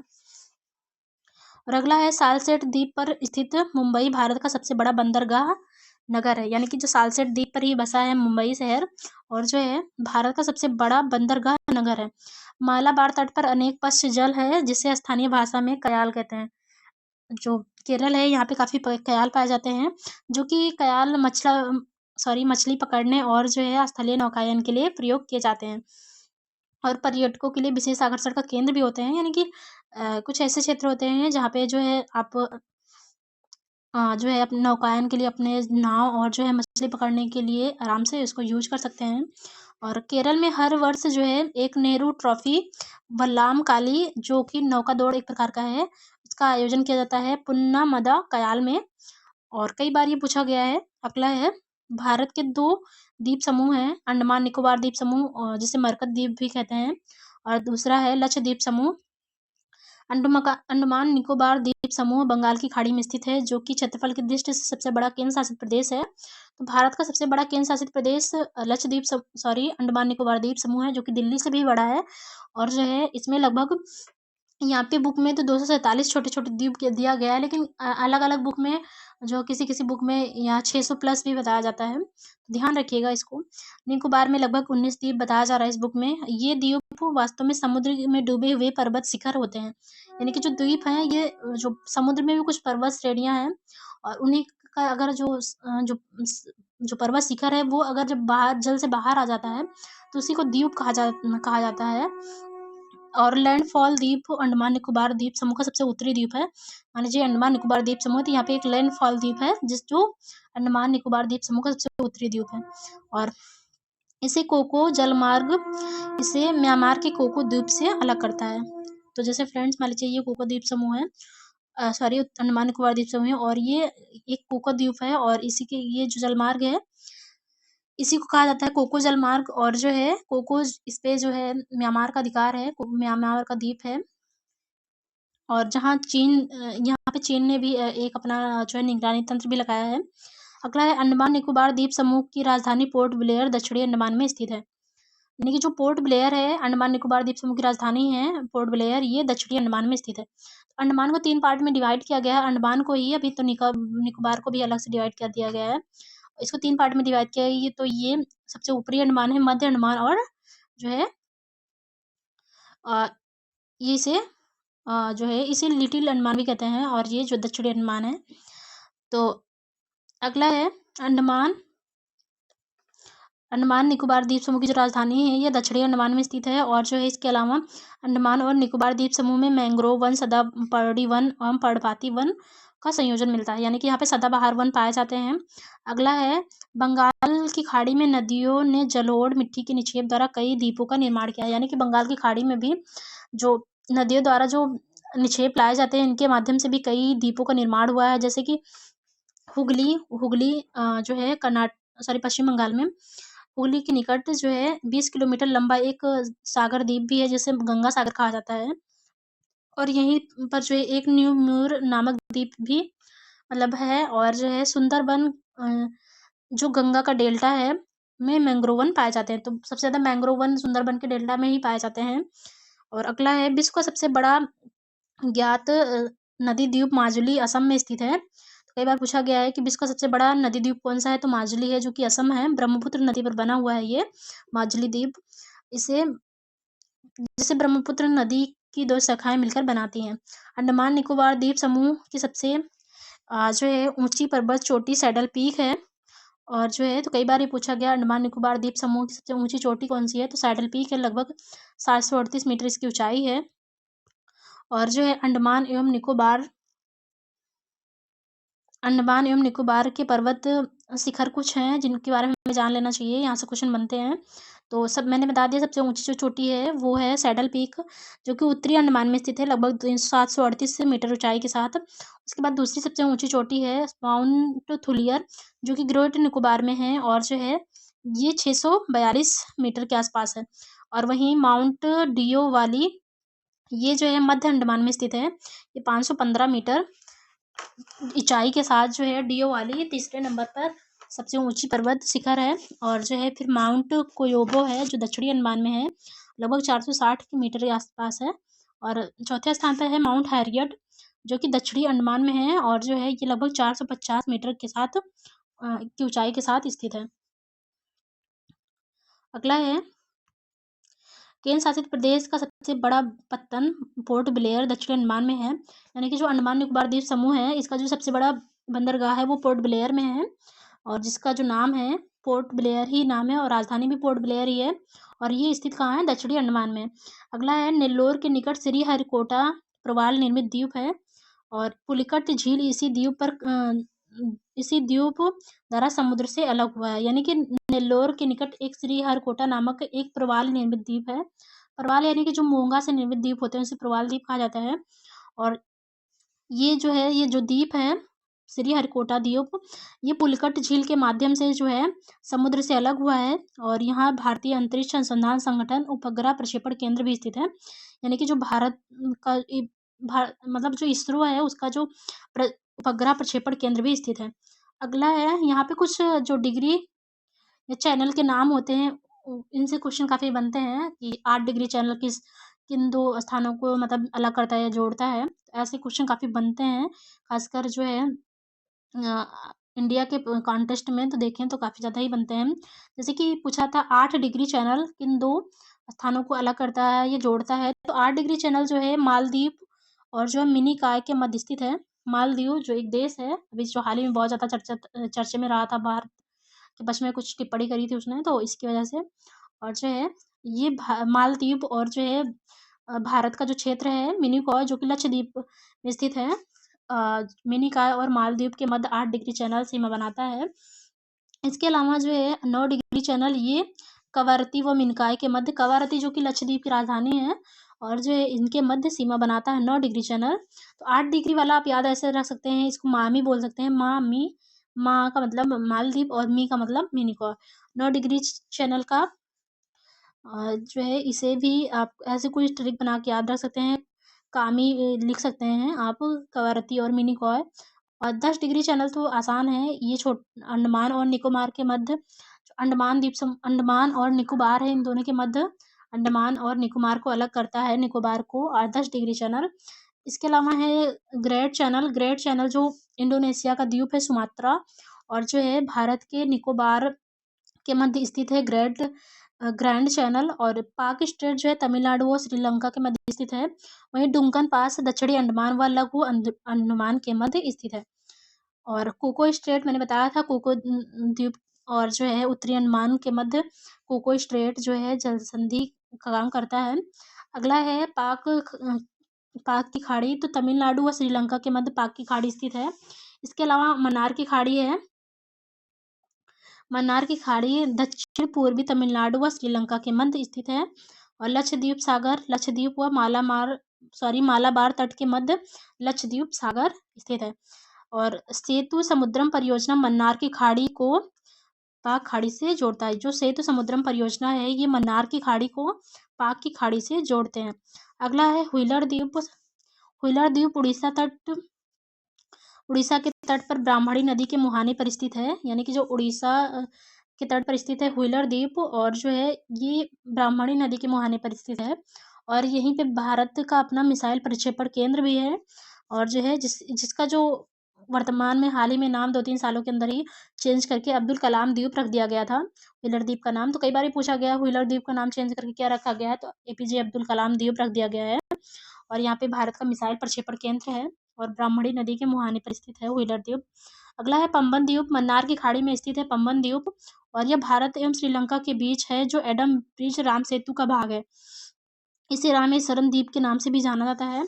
अगला है भारत में बैरन तथा नारकोंडम नामक 2 प्रसिद्ध ज्वालामुखी हैं और बैरन द्वीप जो कि निकोबार द्वीप समूह में स्थित है और एक प्रकार का सक्रिय ज्वालामुखी है। जो बैरन द्वीप ज्वालामुखी है, यानी कि भारत में कुल 2 ही ज्वालामुखी पाए जाते हैं, उसमें से एक सक्रिय है, दूसरा सुषुप्त ज्वालामुखी है। जो सक्रिय है वो बैरन द्वीप है और जो है बैरन, और ये निकोबार में पाया जाता है। याद कैसे रखेंगे कि निकोबार में है तो बैरन में भी ना आ रहा है, निकोबार में भी ना आ रहा है, तो कोरिलेट कर लीजिए। और जो है इसके अलावा जो नारकोंडम है, ये सुषुप्त ज्वालामुखी है और ये भी निकोबार में ही पाया जाता है। अगला है लक्षद्वीप समूह अरब सागर में स्थित है। इसमें कुल 36 द्वीप हैं, तो इसके अलावा जो इस पे जो है 36 द्वीप हैं टोटल लक्षद्वीप समूह में और इसमें से केवल 11 द्वीप पर ही मतलब मानव का निवास है, बाकी जितने भी जो 25 द्वीप बचेंगे उसमें मानव का निवास नहीं है। और आंड्रेट लक्षद्वीप का सबसे बड़ा द्वीप है, यानी कि लक्षद्वीप समूह का सबसे बड़ा द्वीप अगर हम बात करें तो आंड्रेट है और जो है जिसका क्षेत्रफल लगभग 4.9 वर्ग किलोमीटर है, लगभग 5 किलोमीटर स्क्वायर के आसपास है और मिनिकॉय दूसरा सबसे बड़ा द्वीप है, यानी कि सबसे बड़ा अंड्रेट हो जाएगा और दूसरा मिनिकॉय होगा जिसका जो क्षेत्रफल है 4.8 वर्ग किलोमीटर, यानी कि लगभग 5 के करीब वो भी है और 5 के करीब ही ये भी है मिनिकॉय वाला भी। और अगला है पिटली द्वीप, जहाँ मनुष्य का निवास नहीं है। यहाँ पे जो है पिटली द्वीप, यहाँ पे मनुष्य का निवास नहीं है और यहाँ पे पक्षी अभयारण्य भी पाया जाता है। तो पूछा जा सकता है कि लक्षद्वीप के किस द्वीप समूह पर जो है लक्षद्वीप समूह के किस द्वीप पर एक अभयारण्य पाया जाता है, तो पिटली द्वीप पर एक अभयारण्य स्थित है और यहीं का एक द्वीप है अगाती, जहाँ पे एक हवाई अड्डा भी स्थित है। तो अगाती द्वीप पर जो है एक हवाई अड्डा भी स्थित है। इसके अलावा पिटली द्वीप पर एक पक्षी अभयारण्य है। अगला है लक्षद्वीप समूह 11 डिग्री चैनल द्वारा 2 भागों में विभाजित होता है। जो लक्षद्वीप समूह है 11 डिग्री चैनल के द्वारा 2 भागों में डिवाइड होता है, जिसमें से उत्तर में जो है अमीनी द्वीप समूह और दक्षिण में कन्नानूर द्वीप समूह को, यानी कि अगर हम 11 डिग्री चैनल खींचते हैं, ये 11 डिग्री चैनल है, तो इसके जो है 11 डिग्री का मतलब क्या हुआ कि जो अक्षांश रेखा है उसी को कहते हैं 11 डिग्री 9 डिग्री 8 डिग्री, उसी अक्षांश रेखा को ही जो है कहा जाता है। तो अमीनी द्वीप उत्तर में हो जाएगा और जो है दक्षिण में कन्नानूरे द्वीप समूह हो जाएगा। ठीक है, लक्षद्वीप समूह के सभी द्वीपों पर मलयालम भाषा बोली जाती है, क्योंकि ये केरल के ज़्यादा नज़दीक पड़ता है, इसलिए केरल के लोग ज़्यादा यहाँ पे बसते थे और इसी वजह से जो है यहाँ की जो लैंग्वेज है वो मलयालम है, केरल की भी लैंग्वेज मलयालम है। और जो है और मिनिकॉय एक ऐसा द्वीप है या अपवाद कह सकते हैं जहाँ पे जो है महल भाषा बोली जाती है। महल भाषा क्या होती है? ये जो मालदीव देश के लोग हैं वो महल भाषा बोलते हैं। उसी को और जो है इसी क्योंकि जो मिनी गाय है ये मालदीव से थोड़ा नज़दीक है, इसी वजह से यहाँ पे मालदीव के कुछ लोग भी बसे हुए हैं और जो है महल भाषा बोलते हैं और जिनकी जो लिपि है देवही है और ये मूलतः मालदीव की भाषा है। अगला है भारत के प्रवाल भित्ति क्षेत्र मन्नार की खाड़ी, कच्छ की खाड़ी, अंडमान एवं निकोबार द्वीप समूह एवं लक्षद्वीप समूह में सीमित है। यानी कि जो भारत के प्रवाल भित्ति क्षेत्र मन्नार की खाड़ी, कच्छ की खाड़ी, अंडमान निकोबार द्वीप समूह एवं लक्षद्वीप में सीमित है। लक्षद्वीप अटल प्रवाल द्वीप है, यानी कि अगर हम देखें इसको हम थोड़ा-सा ऊपर कर लेते हैं। तो जो है, जो अगर हम भारत में देखें तो जो प्रवाल भित्ति से निर्मित जो क्षेत्र हैं, वो कुछ हैं। जैसे कि यहाँ पे गुजरात वाला जो कच्छ का रीजन है, कच्छ की खाड़ी वाला, यहाँ पे भी जो प्रवाल भित्ति क्षेत्र देखने को मिलता है। उसके अलावा मन्नार की खाड़ी है, जो तमिलनाडु वाला रीजन है, और कच्छ की खाड़ी और जो अंडमान निकोबार द्वीप समूह, ये भी यहाँ पे भी प्रवाल द्वीप मिलते हैं। इसके अलावा जो लक्षद्वीप है, ये तो पूरा ही प्रवाल से निर्मित है। और जो है, इसके अलावा जो सभी तटीय क्षेत्र हैं, वहाँ पे भी प्रवाल भित्तियाँ देखने को मिलती हैं। प्रवाल भित्तियों का निर्माण सागरीय जीव मूंगा के अवशेषों के समेकन तथा संयोजन द्वारा होता है। और मूंगा उष्णकटिबंधीय महासागरों में पाए जाते हैं तथा चूने का निर्वाह करते हैं। यानी कि जो उनकी जो खोल होती है, वो चूने की होती है। और जो लक्षद्वीप समूह है, ये चूने से निर्मित है। तो कई बार पूछा गया है, प्रवाल निर्मित द्वीप समूह कौन सा है? तो लक्षद्वीप समूह है। और ये रहा पहला वीडियो इस जो है जियोग्राफी, इंडियन जियोग्राफी का। आई होप वीडियो पसंद आया होगा। और जो है, अगर आपको वीडियो पसंद आता है तो कमेंट ज़रूर करिए। और मैंने ये सीरीज़ को कंटिन्यू करूँगी, और 2-3 वीडियो में आपको पूरा इंडियन ज्योग्राफी खत्म हो जाएगा। तो नेक्स्ट हम भारत की नदियाँ और जो है झील, ये सारी चीज़ें करेंगे, कवर करेंगे। तो आई होप वीडियो पसंद आएगा। अगर आपको वीडियो पसंद आए तो एक कमेंट कर सकते हैं, और इसके अलावा आप चैनल पे नए हैं, सब्सक्राइब कर सकते हैं। और वैसे भी चैनल न्यू ही है मेरा, तो अभी ज़्यादा सब्सक्राइबर भी नहीं हुए हैं, तो आपकी सपोर्ट की ज़रूरत है। इसके अलावा करंट अफेयर में अपलोड करती हूँ, फ्री पीडीएफ भी मिलती है आपको, तो आप हमारे चैनल से जुड़ सकते हैं। चलिए, धन्यवाद।